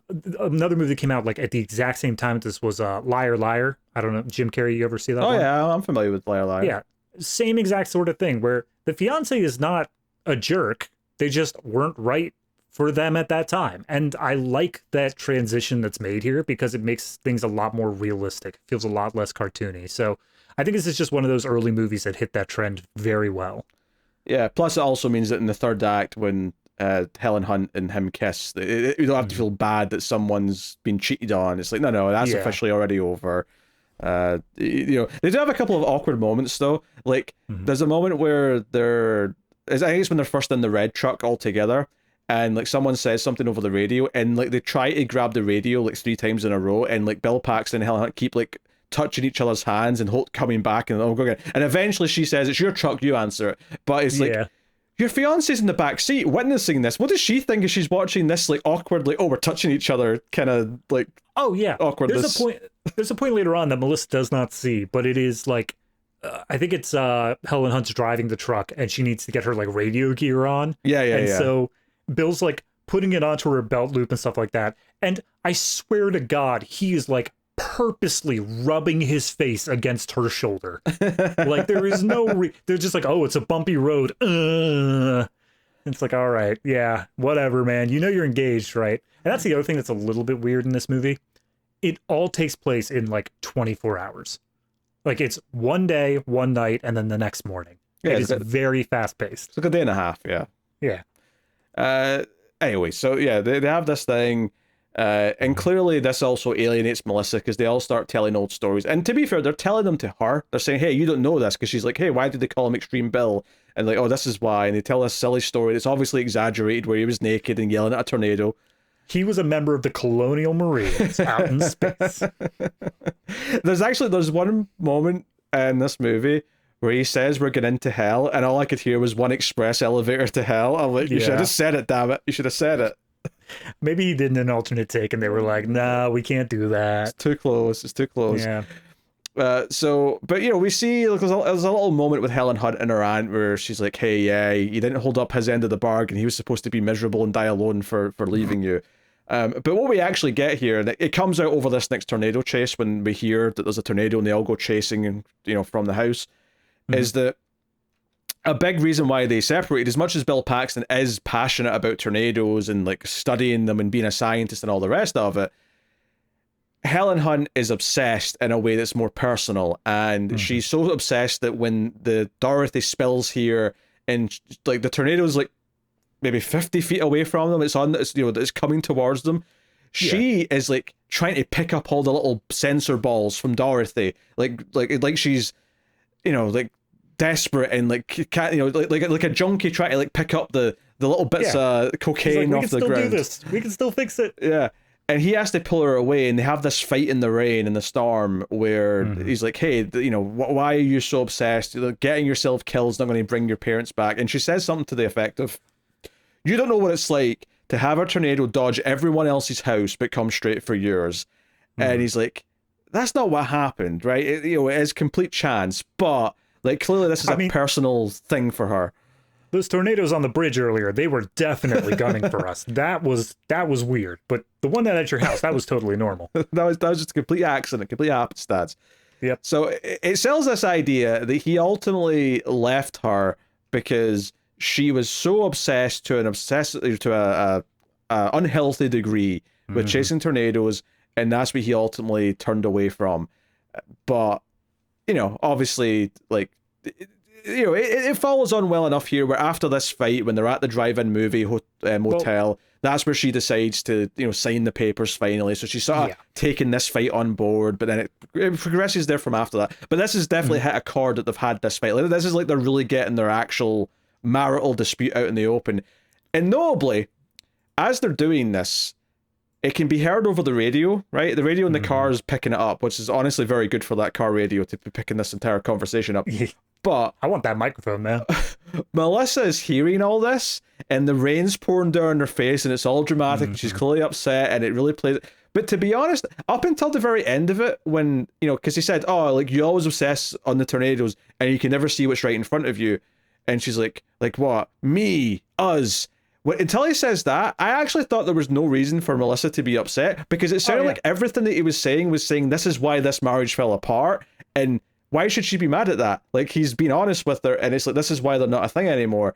But the ending, of course, did turn it a little bit like, you know, like, we can still fix this if you just go over this. Like, he's not over it either, obviously. He would love for this to work out. But yeah, no, you're right. Nothing else in that conversation really puts it where she should be upset, but her face says, like, at the whole conversation, you see her face, and it's like she's hearing bombs dropping this whole time. It doesn't work, but by the end of it, whatever. It's okay for her to be upset at that point. She is a therapist as well. True. So she's a very specific therapist, but I'm sure she still understands the basics. She's like, crap. This is how we lead into a big old, like, a big breakthrough moment. We're gonna have a whole big thing that's gonna fix their relationship here. Son of a bitch. So one thing I wanted to put out here, it was one moment we skipped over, but also just that whole sequence there of her like trying to gather up the Dorothy balls and like them shouting at each other in the rain. From that moment on, that is like the hour mark. From that moment on, the tone of the movie just completely shifts. It treats it all very seriously now. Yes. It is actually like a threat pretty much all the time. And from that moment on, I really like everything that's done with the movie. I think that it is very well done and how it manages to point these tornadoes in a way that makes them feel like truly terrifying things rather than something that you could just ride out. One of the things I want to talk about actually on this, before we actually get to the tornado and the balls all drop and we have this confrontation, and the truck gets pinned for a little bit, which is why they can't just drive away. Right. My thing I want to point out here is that when they're chasing this tornado, this is the one that gets very sneaky and stealthy, where they're like, where is it? We can't see it. We're looking all around. It's like, oh, it might be just over that hill. And it's like, oh, it's going to like just appear miraculously at any point. And it really felt like they were stalking a shark in the water. It's like, oh, where is it? It's under the water. We can't see it. Yep.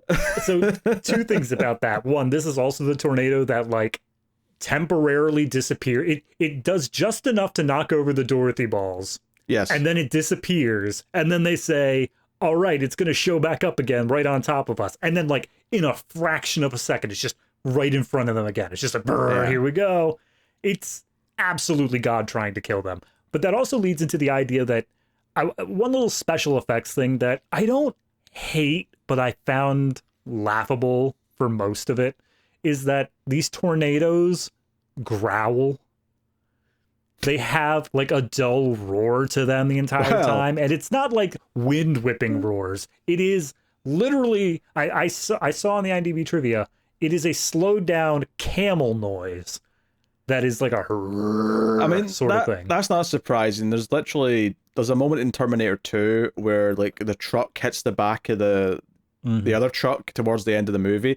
And there's one of the features on the old DVD broke down all the things that went into the sound effect for it. And literally, there was like, okay, a hammer hitting this bit of metal, there's this hitting that, hitting that. It's all stacked on top of each other. And then at the very end, it just said, a lion's roar. And then you listen to the little moment back, you're like, oh, I can hear it. I can actually hear a lion's roar in the sound in there. Yeah, and I'm not saying the fact that like you can't mix in like these things to add to the effect of it, but especially with the smaller ones, when there isn't as much wind whipping, you can really hear this like roaring noise to it, this growl to it, and it makes it feel more like you said, like they're hunting a shark sort of thing. They're hunting an animal. This isn't just like wind. This is a creature that they are talking about. Also on Subwoofer Watch, since I talked about this a lot in White Squall, yes. A lot of rumbling during tornado sequences in this, I'll say. Trivia says that apparently this was responsible for blowing out many theaters, like surround sound systems, because of just how deep and powerful the bass was for a lot of it. Yeah, it was very loud. It was very oomphy during the sequences. There wasn't a whole... I mean, there was some fun. You know, sometimes when the camera was whipping past cars, you get some fun surround effects and whatnot. But the 5.1 mix is still pretty good. I will say, I'm a little upset the timing of this review, because this is supposedly about to get a 4K a version coming out. And just unfortunately, because of when we have to record this, we couldn't really wait, and there's no good guaranteed date for when the digital version will switch to 4K. And as I was watching, I was like, yeah, this could use a bit of a rematch. It's a bit soft looking. It's not like a proper HD print. I mean, I do wonder, are they going to improve the special effects? I doubt it. They'll just be a remaster of the finished film. In which case, I wonder how much better it's really going to look, you know, if the special effects are going to stand out that much worse. Well, no, but I'm not talking about that. I'm talking about how the regular shots, like the faces, the you know, the vistas, the everything, like, you know, like that goes for every single movie. It's not just about improving effects. I'm talking about just the actual image quality is a bit murky. It's not great. Oh yeah, absolutely. First thing I tried to do when I rented this was up the like quality of it, and it just wasn't going any higher. But yeah, no, I absolutely see what you're saying. So there's one scene that we kind of skipped over that I wanted to bring up because I hated it. It's a necessary point in this movie. There's actually a scene that I want to bring up too, but I don't know if it's the same one, because I like the scene I'm going to talk about, so I hope it's not. Oh, well, we'll see. So it's the dinner table scene with Melissa and all that. Okay, go on. It's not that, for the record. We're safe. Okay. So it's the whole thing where they're saying like, oh yeah, so that tornado we saw earlier, that was like an F3. And Melissa, not being the audience avatar, is just, what's an F3? What does F mean? Well, to be fair, they clarify that it might have been, it's probably an F2. It might have just been touching on F3. Right. But they specifically say, okay, that's the Fujita scale. It's how we grade tornadoes. And then they just start going off like frat boys. They're just like, oh man, could you imagine getting yourself into an F3? Love it. And they just really, like, they talk about F4s the same way. They're just like, oh yeah, nice one, whipping you around. Nothing better. And then Melissa says the perfectly innocent and innocuous question of like, oh, what about an F5? And you can hear a pin drop. It's like someone just said the dirtiest thing you could possibly imagine. And I get the point of the moment because it's supposed to talk about Joe. It's supposed to talk about how she saw an F5, so be it. But like the fact that everyone just shuts down and says, F5 is nothing to joke about, when they have done nothing but joke about every other tornado we've seen up to this point. Yeah, so there's two things. Yeah, they imply in this scene that the tornado that got Helen Hunt's dad when she was a kid was an F5, and she's the only one out of the team that's technically seen an F5 because she was there. Yes. Two, I think the only problem with this, and it's the main thing you focused on to be fair, so I'm agreeing with you, but the only real problem with this is their reaction when she asked the question. If they had just went, oh, an F5's super rare, none of us have seen it, that'd be fine. Like, that would be totally fine. But, in fact, you can even have the moment where Bill says, oh, yeah, only one of us has actually seen one. And then maybe have him just look a little bit pensive as he says that, and that would tell us, oh, Helen Hunt's the one that's seen it, blah, blah, blah, backstory, cool. It's the fact that they all go quiet like she's just brought up something dirty that they're not allowed to talk about, like, oh no, you can't say, hush, hush, you can't say, that's the name that should not be spoken. That is the part that makes it feel really cheesy and really over the top for what it is. I agree with you. I do agree with you. Yep. The scene that I wanted to bring up, it's not a big scene by any means. It's the first time that Bill and Helen Hunt are in a car together. I think it's after they leave the station and he goes to ride with her. Yes. And they're just talking, and Helen Hunt just asks a question, and it's a very civil question. She's just like, oh, hey, does she work at the station? This is before we know what her job is. Does Melissa work at the station? And he goes, I don't want to fight. And she's like, I'm just asking a civil question. I mean, like, and he's like, doesn't have to be a fight at all. I mean, how are you doing? She seems nice. And he's like, I'm not fighting, right? And when she says she seems nice, he goes, and like, what? She isn't nice? And the banter here was very good. Their back and forth was very fun. But it was actually this scene more than anything that made me think of The Abyss, because it made me think of the first time in The Abyss where Ed Harris and the missus spar back and forth verbally. Not as the exact same by any means, but just in the sense that they really put a lot of good effort here into this feeling really fun, because her asking these questions and him assuming that it'll start a fight and not wanting to continue, but her continuing to sort of just try to be civil, and then him getting mad and saying, yeah, I knew you wanted to do this. And it's really good because it's entertaining, but it also shows that the fight was inevitable, but it was as much his fault that it turned in. If he had just answered the questions civilly the way they were asked, they wouldn't have turned into a fight. So they're equally guilty for the fight progressing. I just thought it was a fun little scene back and forth between them. Yeah, I agree. I think the only thing that kind of hampers the scene just a little bit for me, and I agree, I do like the scene. It does a good amount of character development very quickly. But the only thing that hampers it a little bit for me is that same kind of thing you were talking about of Helen Hunt be always managing to maintain like that girl next door, like likable thing. I think that this was written with the idea that she was, at least for this scene, just a little bit like more aggressive, a little bit more like, pensive about the fact that he is remarrying. But he, like you said, acting wise, she's come across as completely civil the entire time. Like she's actually 100% happy of being like, yeah, okay, you're in a new relationship. Tell me about that. What's going on? I think if there was just that tiny little bit of like edge to it, it would just sell it a little bit more that this would develop into a fight. I think the moment from her side where she kind of escalates it into more of a fight is when he finally says what she does and that she's a therapist. And there's a long pause, and then she goes, And he's like, I knew it. You're going to say that I need a therapist. That's what you're going to say, aren't you? And she's like, well, I mean, for this. And she lists like 3 or 4 things that he would need therapy for. It's like, yeah, I knew you wanted to say all that. It's like, you asked. And it just, it bounces back and forth really well. I thought it was a nice scene. It's one of my favorite early on scenes, I think, of the movie. So, anywho, yeah, so they're after their whole failure and their big fight about their feelings and about how obsessed she is. That night, they're at a motel that happens to be right next to a drive-through movie theater, right? Drive-in, yep. Drive-in, rather, not a drive-through. You'll just drive past it and see a couple of minutes and keep going. That was a great shot from The Shining, anyway. Yeah, it's The Shining they're watching, which is... It's funny, actually, because it was one of the things that was making me go, oh, this definitely needs a remaster, is because The Shining has got a 4K that's very, very nice. Like, if you watch The Shining in 4K, it looks stunning. And as soon as it cut to the shot of the Shining on the cinema screen, and I get that it wouldn't look quite as good, even if this movie was, like, spectacular looking, because it's an image on a screen inside the movie. It's never going to look as good, but the fact that it looks so different to what I've seen in the 4K version was like, oh yeah, this needs some work, this needs some touch-ups. But yeah, so this is where Helen Hunt does like go and gets a pen. She steals a pen from the fast food place. Like, she just puts her hand in and nicks it like a thief in the night. It's the 90s. You could just use anybody's stuff without asking.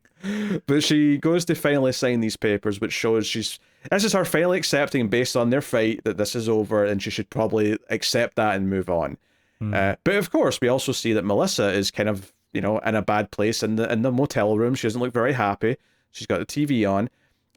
But this is where the actual threat of the tornadoes ramps up, because this one appears almost out of nowhere, and we get kind of a cheesy line from Bill Paxton is like, oh, they're realizing as the TV signals all go out, the weather's saying that something's forming in this general area, and they're looking up at the sky, and I think Helen Hunt says, it's coming here, it's coming right for us, and then Bill Paxton goes, it's already here, and then the tornado just appears like right behind the cinema screen. And what, honestly, maybe my most memorable special effects shot of the whole movie. It still looks dated, don't get me wrong, but it is quite an interesting visual, seeing the cinema screen playing The Shining like be ripped away as Jack Nicholson's like axing the door, the most famous scene in the whole movie. It's it's just deteriorating. And then they even like sort of like keep enough of it there so that you get the "Here's Johnny" moment just before the screen that completely goes away. Oh yeah. You just know that either the DP or the director, like, they were like, we got the rights for The Shining. I know exactly what line I'm going to end, like, the tornado appearing on. Well, it's a Warner Brothers movie, so it probably wasn't that hard. Yeah, fair. this was gotta get like likeness rights and stuff like that, I think. Well, I'm sure they called up Daddy Warner and they were like, hey, can we use something from the library? And what do you want? The Shining. All right, we'll do the paperwork. Yeah, he's like, all right, how much are we expecting to make from you?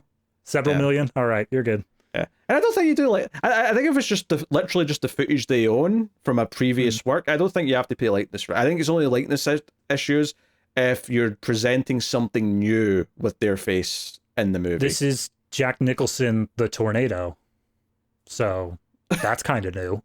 They're just playing the movie on the screen. I don't think... That's true. I actually, like you said, this tornado comes out of nowhere, and I really like that. I think that that's more of what this movie should have been, is that this tornado shows up, wrecks stuff, and then just ends it. With the caveat, though, that this is definitely a cheesy movie moment, that it just, like, I laughed a little bit when it's like, oh, it's right here. It's right here where all of our main characters are. Like, I get that they're still in tornado country, so it's not that far-fetched, but still, the states are quite big. It's not there's a lot of places the tornado could be. I love on the TV, before it cuts out, they show the weather map of like, oh, here's the area that you could expect tornadoes, and it's just all of Oklahoma. Like, all of it. And then the one manages to touch down right exactly where they're at. You're right, it's cheesy as hell, but they immediately... all of the people in the drive-thru start running and panicking. Everyone who's a member of our team runs and panics to go find shelter. It feels, for the very first time, like an actual threat. And this is treated as such. And this is an F4, so it's like the biggest one we've seen in the movie so far. And Helen Hunt's staring into the eye of God, basically, and like Bill has to like grab her and come here. The one on the team that I said looked like Martin Mull, he gets hit in the head when they all run into this sort of like garage barn area, whatever it is. They go down to this sort of basement level, but it's still kind of open, so there's still stuff flying around above them. A hubcap comes flying off the shelf and hits him in the head. And it ends up just being like a minor cut, but part of me thought if this was an R-rated movie, there'd be blood gushing from that line of blood. There'd be a wound open. He'd be dead. He'd be so dead. I would love to see the Paul W.S. Anderson version of this scene, because it would just be like the scalp just slowly slides off the side. Never say that again. Never say the words, I want to see the Paul W.S. Anderson version of anything. How dare you? But like, it immediately reminded me of that hallway scene in Resident Evil with like the different parts being cut off people. Like, as soon as I see that straight line of blood going across, I expect his scalp to just slither off to the side. Cube did it first. Reference Cube. Reference a good movie. All right, fine, Cube. To be fair, I haven't seen Cube, so. Well, it's a sci-fi movie, so it'll bring your homework at some point for. I'll get there. For Ace. Our sci-fi movie podcast, everyone, the Atomic Cinema Experiment. Go check it out. So I honestly, I think this is the most iconic scene in the movie. I think it's the scene that most people probably remember. I think The Shining deteriorating and breaking apart by this big tornado. And honestly, the fact that it's at nighttime probably helps the effects a little bit. It probably disguises it just enough that some of that, this scene is definitely aged a bit better than all the daytime stuff, I would say. Mm-hmm. Yeah, absolutely. I think that this one looked pretty, even with how low res the Shining stuff was, it still looked great the whole way through. I think it did a great job of, again, compositing and masking and getting it into the scene. Yeah. So, I mean, after this though, like they barely have time to even calm down. Obviously, as they're all running off, this is where Melissa says, "Hey, I'm not going to go with you. I'm not even going to stay at the motel. I'm going to go home. This is us. We're done." Mm-hmm. And they have their heartfelt goodbye, where she's like, "I'm not even that upset. Like, I'm just, it feels like a far more mature version of this scene than they could have had, with her being upset and mad. And, they already had her screaming and saying, 'You people are crazy,' earlier. That was like a moment after like one of the tornadoes. But this was a bit more kind of like mature. So you never really hate the character, I don't think. She's not a villain by any means. No, by the time she leaves this, it's basically just giving her blessing, saying, "Look, this is something you need to do. I recognize that. I'm not going to hold you back. Have fun. But like, I'm out of here. Bye." Yeah. But the big danger is that very quickly they realize it's on a path for the town that Aunt May lives in. Which, by the way, I keep saying Aunt May and I keep thinking of Spider-Man because I'll go ahead and correct you. It's Meg with a G. Is it Meg? Oh, okay. That makes me feel better. Obviously, Spider-Man's just twisting it in my head. That's fine. I was about to criticize that they called her Aunt May, and I mean, this is before the first Spider-Man movie, so maybe not everyone knew that as much. It wasn't as pop culture relevant. Doesn't matter though, because it's Meg. It's Aunt Meg. Right. Yep. That's fine. Right. Fair enough. Commenters, stop your angry typing. It's fine. That's why I let it last for so long. Get the engagement and then correct. So they're darting over there, and there is like a quick cutaway to Aunt Meg where she's just watching TV. I think she's watching Gone with the Wind, I want to say. It's an old movie though. And she's just reading the book and everything's calm, but then the wind chimes and all that start going outside. She has like 70 wind chimes and all of them start going off at once. I'm like, well, that should be a sign that you should be running. Well, she has like a very elaborate one, because it's the one that gives Bill and Helen the idea for the tin wings that they're going to put in all the little Dorothy bits. Because we've not even mentioned this, but they keep being disappointed that the tornado doesn't suck in Dorothy balls. Just let that sit. Yes. And they keep theorizing, is it because they're too light, they need to be heavier, or they need to be lighter? Like, what's the issue here? And then this elaborate multi-tiered wind chime thing that all spins around in different layers gives them the idea. So that's why they end up getting lots of cans of Pepsi. But can I just say, I don't think a can of soda of any kind would cut as easily as they cut into this with scissors. There's just a quick moment when they're making them, but the scissors just cut through it, like just slices right through it, and I'm like, that looks closer to tinfoil to me than an actual can of a Pepsi. I mean, I get what you're saying, and probably it was changed for the sake of the movie, because that stuff is like super sharp if you actually try to cut it. But I feel like scissors should be able to handle it. I don't think it's anything that's particularly like impossible to do. I mean, if I had scissors with me on my desk right now, I've got like 3 cans of Coke. I'd easily test it out, but I made a small dent in my empty can of Monster. Didn't happen. Oh, all right. Well, there you go. again, I know what you're talking about. It looked really, really easy in the movie. I think it was probably just tinfoil in the movie, but I don't think that it's impossible to do in practice. I'm not saying it's impossible. I just don't think it would be easy, and I think you would need some heavy duty scissors to do it. That's fair. And the fact that they also made like what seems to be 300 of them over the course of about 20 minutes, I'm going to call BS on that as well. Yes. Although I do want to ask you one question here, because you kind of just hand waved it around a little bit, but I actually think it's a big part of how this movie like continues its goal. Do you know exactly what the problem with the Dorothy system was?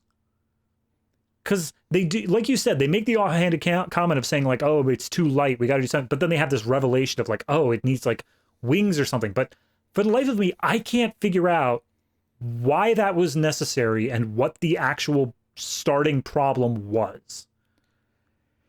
I mean, if I was to diagnose the problem, it's just that it needed to be closer so that the tornado would pick all the balls up.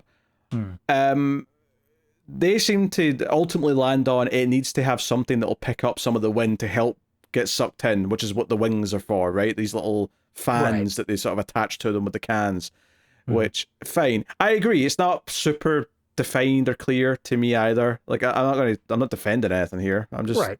It feels like that is the core of the movie, though. The idea is they want these little sensors to go up in a tornado. That is their primary goal throughout the entire movie. And yet when there's a massive problem with them, I don't feel like it's clearly defined as to what the problem really is. Yeah, well, we have to talk first, though, about them saving Aunt Meg, whose house is, like, half collapsed, and Bill and Helen, like, climb in and try and get to her. And I was actually shocked, because I didn't remember if she lived or died. I was shocked she made it out of this fairly unscathed. Yeah. Because I thought, this is how you add the drama up for the last act of the movie, is you kill this old broad. You have her die, and at one point I thought the TV was going to be the thing that kills her, because the TV's like sliding down and only holding on by the cable. I thought this big old CRT, this is back when TVs were deadly because they were so heavy, like was going to slide down and fall on her head, and that was going to kill her, which would have been a little bit too funny maybe for the tone that they were going for. Final Destination stuff going on there. But it seemed like that might be where it was going, and I think because the whole thing is that, okay, we're showing that this town has been devastated, all the houses have been blown, been knocked down. Even when they get Aunt Meg and her dog out, the house just collapses like seconds later. It's a whole thing. And it's, okay, you're setting up why it's important that we pull this Dorothy thing off, because we have to come up with a better warning system than what they had. Right. And that's so I thought, okay, that's good. But I thought you rammed that up by Aunt Meg, I was going to say Dorothy there, Aunt Meg dying here, because it's like, hey, we could have saved her life if she had 15 minutes instead of 3 minutes to get to safety. And even then, it didn't sound like she had 3 minutes either. It sounded like this was a really out of nowhere tornado for whatever reason. She explicitly said, like, I heard the sirens, but by that point, like, I couldn't even get downstairs. It was already on top. So that, like, ramps it up, and it's like, okay, even though this is stupidly dangerous, you have a noble goal. It's not just because you're obsessed with the science. It's not just because Helen Hunt's obsessed with knowing more, or Bill Paxton's obsessed with proving his dick's bigger than Cary Elwes, who keeps trying to like one up him. It's a noble it's a noble goal of saving lives in the future, because we can predict these things better, and we can understand why they're getting into danger to do it. That would be so I'm actually a little surprised to even not kill her off. I'm genuinely not understanding why they didn't kill her off. From a narrative perspective, I agree. I think that it still accomplishes the same thing, though, by having her be in harm's way, because obviously the whole reason that Helen Hunt is the way she is because of her father dying via tornado. To then almost have another family member die, even if it is just a close miss, by having it almost happen, that just redoubles her efforts in the same sort of way. It's saying, like, if this were just, a little bit to the left, if it were a little bit different, you would have ended up dead. I'm not going to let that happen to someone else I care about. And she has an entire scene where she's like super concerned about Aunt Meg in the ambulance, and she's like making sure that all she apparently has is like a broken wrist and a bump on her head. But Helen Hunt is super concerned about her. And I think that it's the same sort of vibe that you're saying that she would have gotten if she died, but just allowing her to live. Yeah, I'd have killed her, but you know. Oh yeah, no, same. That's fine. Whatever. Like They purposely made her the nicest woman that nothing bad should happen to. So by doing that, it makes the Twister that much more evil and having to be stopped. yeah, So, it brings this danger that they've all been frivolous about in chasing home, and now it's scary because it came to where someone they cared about lived and killed them, or almost killed them in this case. So yeah, there's also a little dramatic moment when they're driving through the rubble of the town, and there's a family that looks just like her family did in 1969. There's like a guy in a hat with a shirt on and a sort of chubby wife, and then like the little blonde girl, and it's this is exactly like your family when you were a kid. So she's getting flashbacks. Hold on, I've got it loaded up here. I want to compare because they look exactly the same. I want to see if the dad's wearing like the same shirt, because that is way too close to just be coincidence there. No, it is different, but it is damn close. Yeah, it's just similar, yeah. Yeah. Oh, well. So, yes, they go chasing this... Well, a new Seymour Hoffman. Yeah, it's a new tornado, like, by the way, things are really heavy now, but an F5 exists. So should we, go now? Should we do that? Yeah. Here's a question in Twisters. Do you think we get an F6?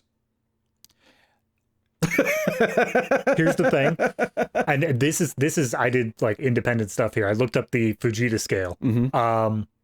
F6 does exist, but the first one was not spotted until 1999. So it existed after this movie happened. Okay, so when I said that there, I was saying it under the pretense that the movie would just make it up for the shock value of having an even bigger one. The fact that it's actually happened means that it's definitely 100% going to be in this movie. Yeah, probably. And it even happened in Oklahoma too. So. Oh yeah, there's going to be an F6. There's going to be 3 F6s going about. Now we got a question whether it's going to be an F7. The question that I have now is it going to be like 3 F4s all combined like a transformer into a massive F6 or something? Like, they're going to because I think that is a thing that happens, that tornadoes can consume other tornadoes and become a bigger tornado. I think that is a thing that does happen. I don't know if it's technically they become bigger, because the whole thing is just swirling wind vortexes, and they're all using the same wind, so it's not like combining would make the wind faster, but I'm sure it adds a bit of mass to it for sure. Yeah, I think what's interesting is that there's been a lot of storm chaser stuff on YouTube following tornadoes. I was thinking this as I was watching, actually, is that storm chasing is a bit more of not more of a thing, but more of a glamorous thing now, because now people can just post things on YouTube and social media, so they're making entire careers out of getting good footage of tornadoes. So I saw some, and what was impressive is that the tornadoes that I was seeing that were real tornadoes that people are capturing do look very similar to, not this movie's tornadoes because the CG is really dated, but more modern movie CG. I was like, oh man, this just looks like a CG effect in a movie.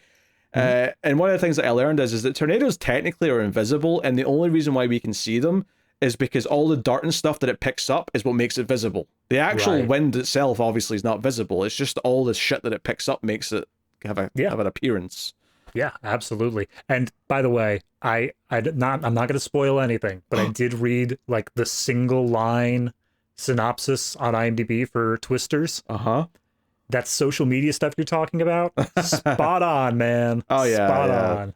Yeah, I'm sure it's all about getting the footage, and hopefully some influencers will die because they're too much hubris trying to get the tornado footage. Anyway, he's gonna be like, I'm Cary Elwes' son. Whoa! Oh, that's a good point. Someone's going to be someone's kid. Oh yeah, right. Absolutely. Right. Especially since it's 28 years. If we have a 26-year-old, that could be Bill Paxton and Helen Hunt's kid that they've not conceived yet. That's they get pregnant after this movie. They have a kid in a couple of years. They're about 25, 26.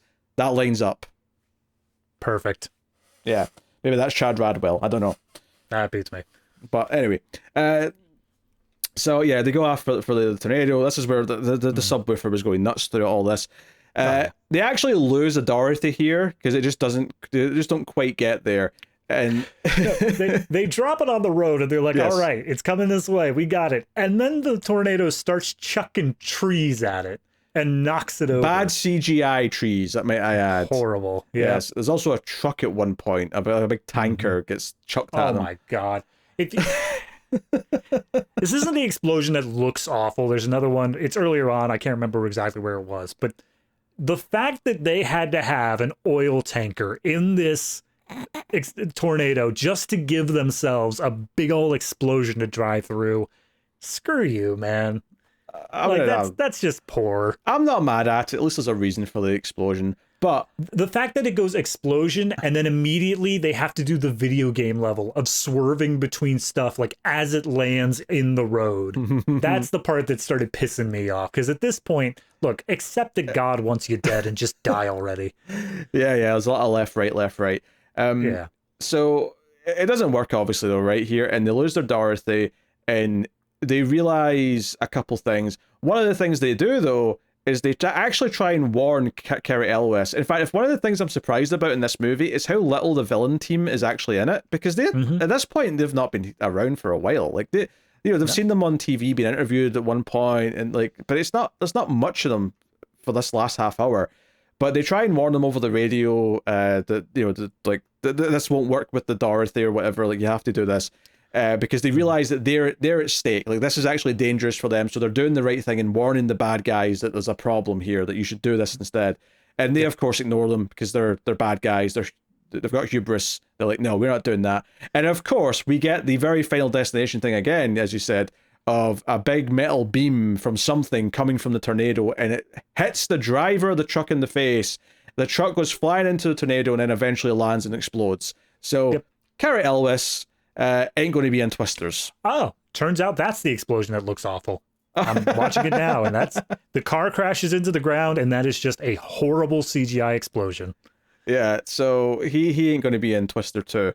Nope. I do wonder what cameos we'll get, because there's such a big cast in this, and a lot of them are still around acting, so I could see some smaller actors popping up. Oh, yeah. I don't want to look. I could probably look at the IMDb and spoil it. I'm not going to. No. I looked at the one-line synopsis, didn't go any deeper than that. I didn't want anything else. So immediately after they do the whole, left, right thing, and they make their way down the road trying to get ahead of this Twister so they could do their last Dorothy. And then... and just to mention, they have like a whole thing where this is our last chance, and they sort of like hold each other's hands like, yeah, this is the final try. Yeah, it's do or die, baby. Yeah, on you go. And as soon as they're done with the left, right, dodging farm equipment, a house lands in the yes! road. And sideways. We get a sequence. The house lands sideways.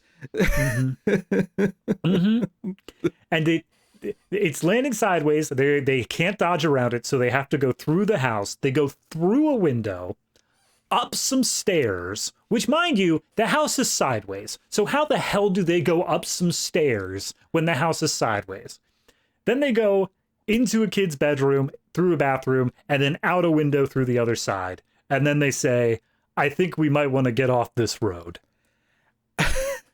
Now, I think maybe I'd have to go back and check it. Maybe it's not sideways when they first go into it, and it's just sideways. Or it is, okay, fair enough then. Yeah. My argument was going to be that it tilted as they were driving through it, and that's why they're not, despite going up some stairs, that's why they're not actually that high up when they come out, because the window they come out is, pretty... Still ground level. Yeah.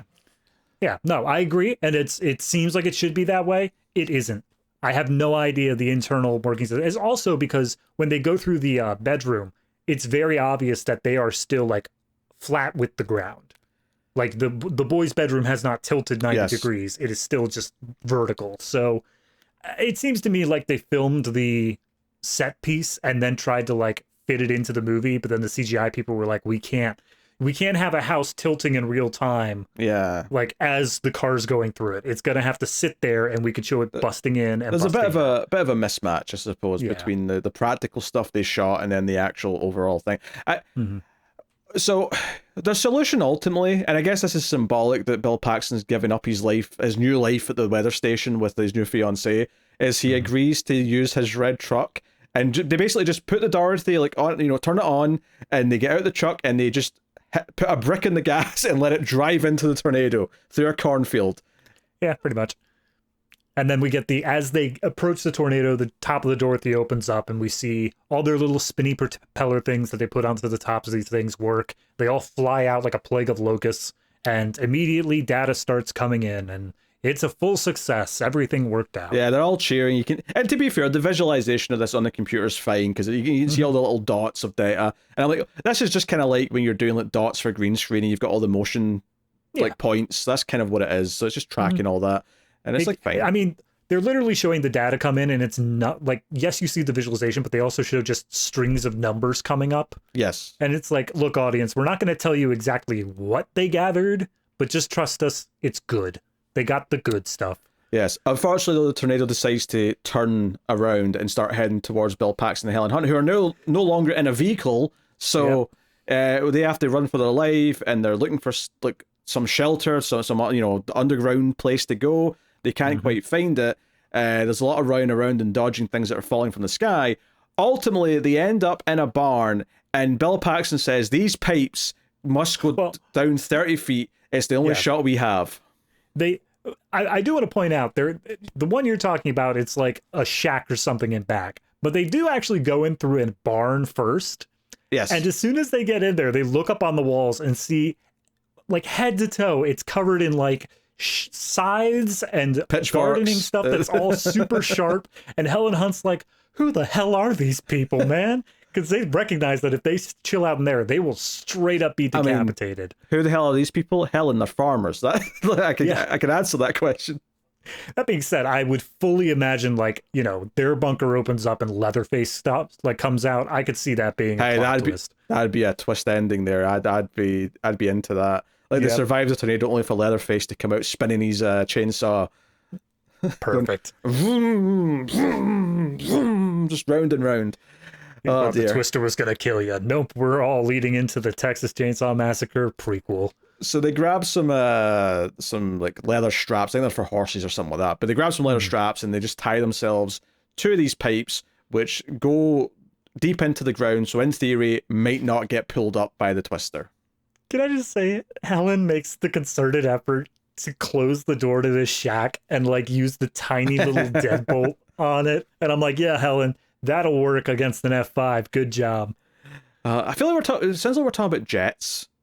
F5, F-35, I feel like we're talking about jets, but just fast. Yeah, we got this whole sequence though allows our two main characters to actually be inside a tornado and see what the inside of a tornado looks like, and we get this whole visual of the thin sort of spinal in the middle of it, the spiral in the center, and then the outer tornado, and it's a bit calmer inside, even though it's still quite loud. It's the whole eye of the storm, all that kind of thing.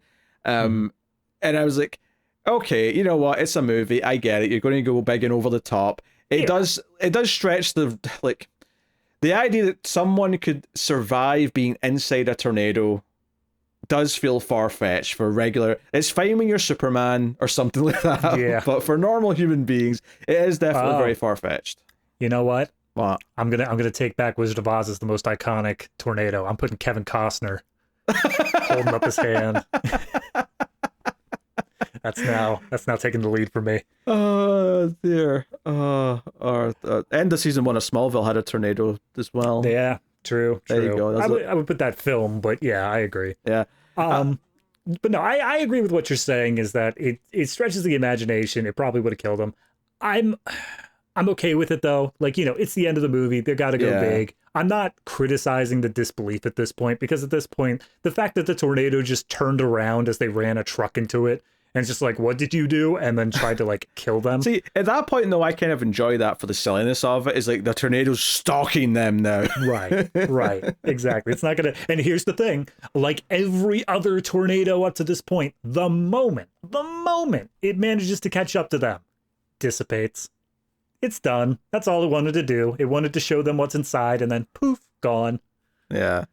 Actually, honestly, if I have a critique here at the ending, is that when all the other characters come driving up to get them, they're all just sort of yelling and cheering about all the data they got, and I feel like you must have assumed they were dead. You must be like, surely a moment of relief that your two bosses are alive and you were deeply concerned for them would maybe be the first. Like, have them be relieved for a second first, and then have them all get excited. I mean, also with how interpersonal they all are, I feel like the exact order of events should be, hey, are you guys alive? Hey, are you guys like back together now? And then, oh, by the way, the data was awesome. Yeah. But like instead they led with 3. Yes, and it's just taken for granted that Bill Paxton's back with them full time, and they're going to get a lab going, get some grants, and develop this warning tech. And happy days, the sun's out and shining. It's all happy. And they share a kiss. They make out in this random stranger's front yard as his home has been destroyed. Actually, that's not true. The home actually is the one thing that stays put. So they should have just went in the house then. Yeah. Apparently that house, the only reason they didn't destroy it was because it existed before this movie, and like Warner Brothers purchased the rights for it and like were able to destroy it, but there was a lot of outcry because it was a really old, important house for like the town. So they let it stand. And to this day, they never cleaned it up after this movie. So it still has all of like the debris and stuff that was placed on there for this movie. Oh, interesting. So, yeah, check that out. Very good. IMDb trivia, I assume that comes from. Everything I know is IMDb trivia. Very good. Yeah, and that's the movie. That that's it. The cheesy song plays, and we get Zoom out, a bunch of cloud shots. Oh yeah, I never mentioned at the start when the title comes on screen, you get these big like 3-dimensional like CGI letters all sort of like spinning around. But then when it flies through the center, then you get the sort of the plain text saying Twister. Never mentioned that.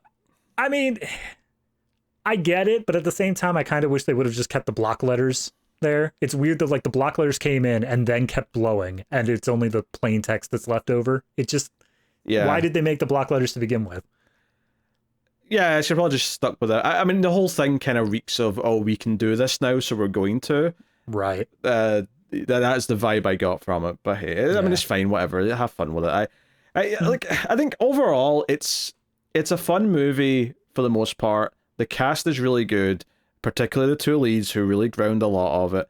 But I will say that I don't quite hold it in as high regard as just better disaster movies, whatever they may be. Which, admittedly, I don't necessarily think anything from the 90s is particularly head and shoulders above it. There's maybe one or two that I think are more fun just because I have more nostalgia for them or whatever. But, if I'm comparing this to some of the better stuff from the 70s, if I'm comparing this to Cassandra Crossing or if I'm comparing this to even a Poseidon Adventure, like I'm picking those over this for sure. Mm-hmm. Yeah, I'd agree. I think the major problem I had with it, and it was one that I think this is the only time that you can really do this, but it's the time where people are chasing after the disaster. People are actively searching for the disaster. It's not a thing where it is thrust upon them and then they have to deal with it. It is them actively going out of their way to be in it, which kind of puts it in a different tone. It puts it into a different league than anything else that could be going on, because everything else is just, okay, we've been thrust into this situation. How do we deal with it? This is one where, because they go looking for it, they're going to react differently. And I think my idea of what I wanted Twister to be is to show the true terrifying nature of what Twisters can do, to show the destruction they can cause and how they do just come out of nowhere. But instead, because they are following storm chasers, it's a lot more focused on this idea of how, yes, they're terrifying, yes, they have this power, but also we could get data from them and they're really cool and like we should go like study them or whatnot. It's following it as a cool thing rather than a destructive thing. And I think that is not the tone I wanted from this movie. I wanted it to be more focused on that destructive element. Well, at least you have some expectations now going into the second one.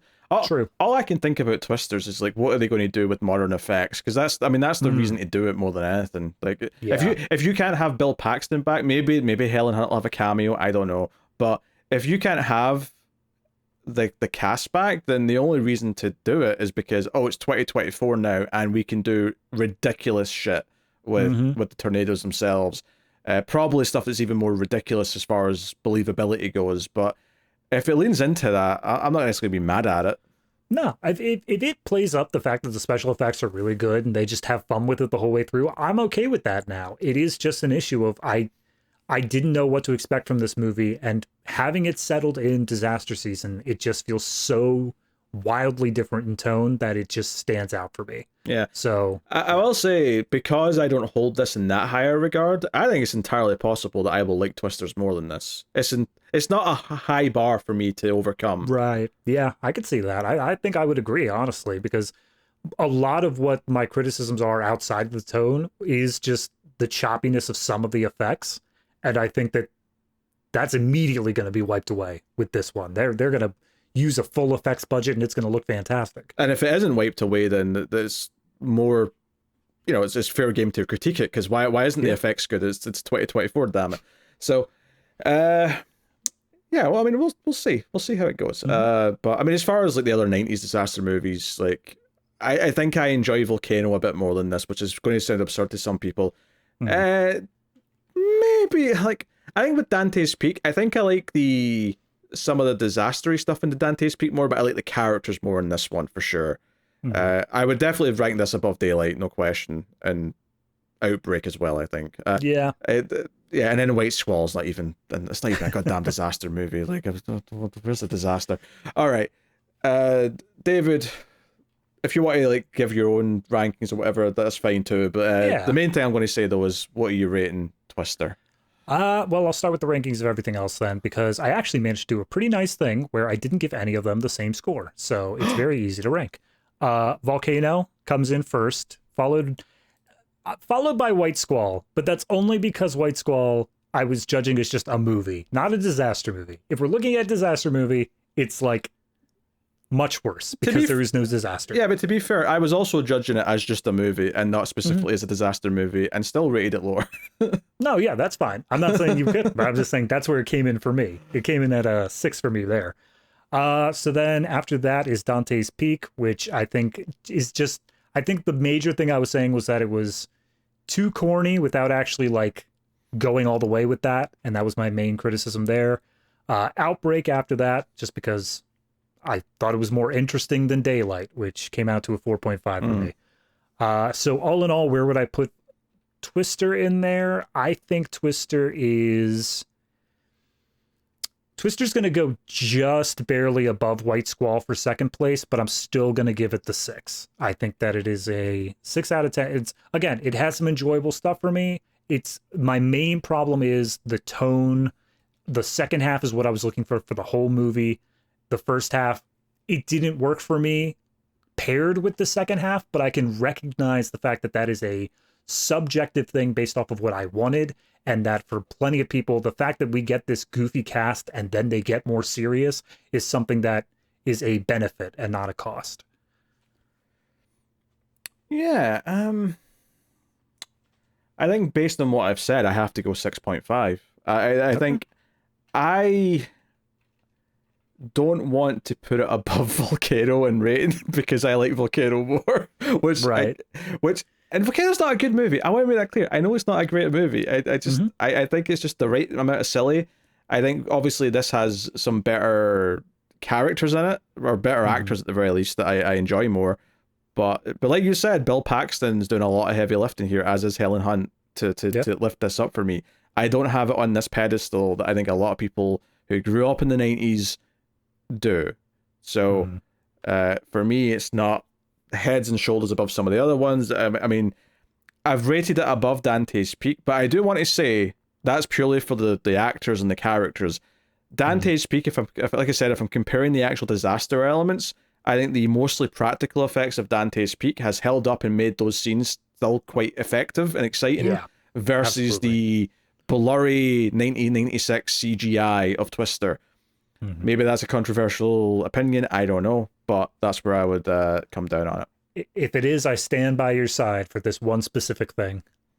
I'll throw you under a bus for everything else, but this one thing, I'm with you, buddy. You will do what I tell you, or you'll be whipped into shape. You hear me? Yes, master. I'm so sorry. You cretin. All right. And does it make the cut? Oh, we may get some flack for this, because I don't know if we're saying yes. I think looking at it, I would say it's at least cutting it close. I agree, cutting it close, but I I actually don't think it's a blanket makes the cut though, and I think for most people it would be. It would be a makes the cut. It is something you need to have. Now, I have a fondness for some of these movies, so I probably would get it. Right, I would probably buy the 4K version when it's available and on sale, but it's but in terms of us making this distinction at the end, I would say it's a cutting it close. Yeah, and I mean that's the purpose of the cutting it close tier, is that it ultimately at that point comes up to personal taste. It comes up to some people are going to love it, some people aren't, and I think that this is the right on the edge of saying, yeah, it's going to come up to whether or not you have that fondness for it. For me, no, but that's me. Yeah. So Twister, it's fine, bordering even on good with some elements, but it's not great, and that's where I stand. But we got a sequel in theaters, so we'll check that out. Yes, we're going to do that next episode, so obviously look forward to that. Then of course a week off, because we take a week off between seasons, and then Rocky season begins afterwards, so hopefully that sounds like fun. Elsewhere, ripped for the thumbnails. Elsewhere, obviously Atomic Cinema Experiment is just about to do Alien Covenant in a couple of weeks, and we've got some other big things going on there, building up for Alien Romulus. So check out the entire playlist of Alien reviews and Predator reviews and all those things. All that's over there. As I said at the start of the show, we do have bonus content over in Patreon or via YouTube memberships. If you want to support the show and help keep it coming, help keep the lights on, you can do that and get some extra stuff. Pardon me.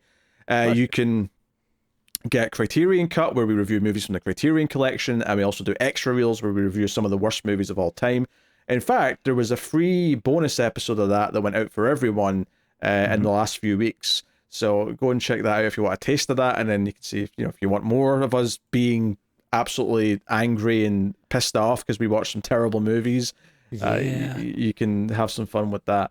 But if you want to get access to those, that's over on Patreon or via YouTube membership. But thank you very much for joining us, because that pretty much wraps up the show. So thank you once again. We always appreciate it. Keep watching movies, and of course, if you can get it, it's always nice to have diplomatic immunity.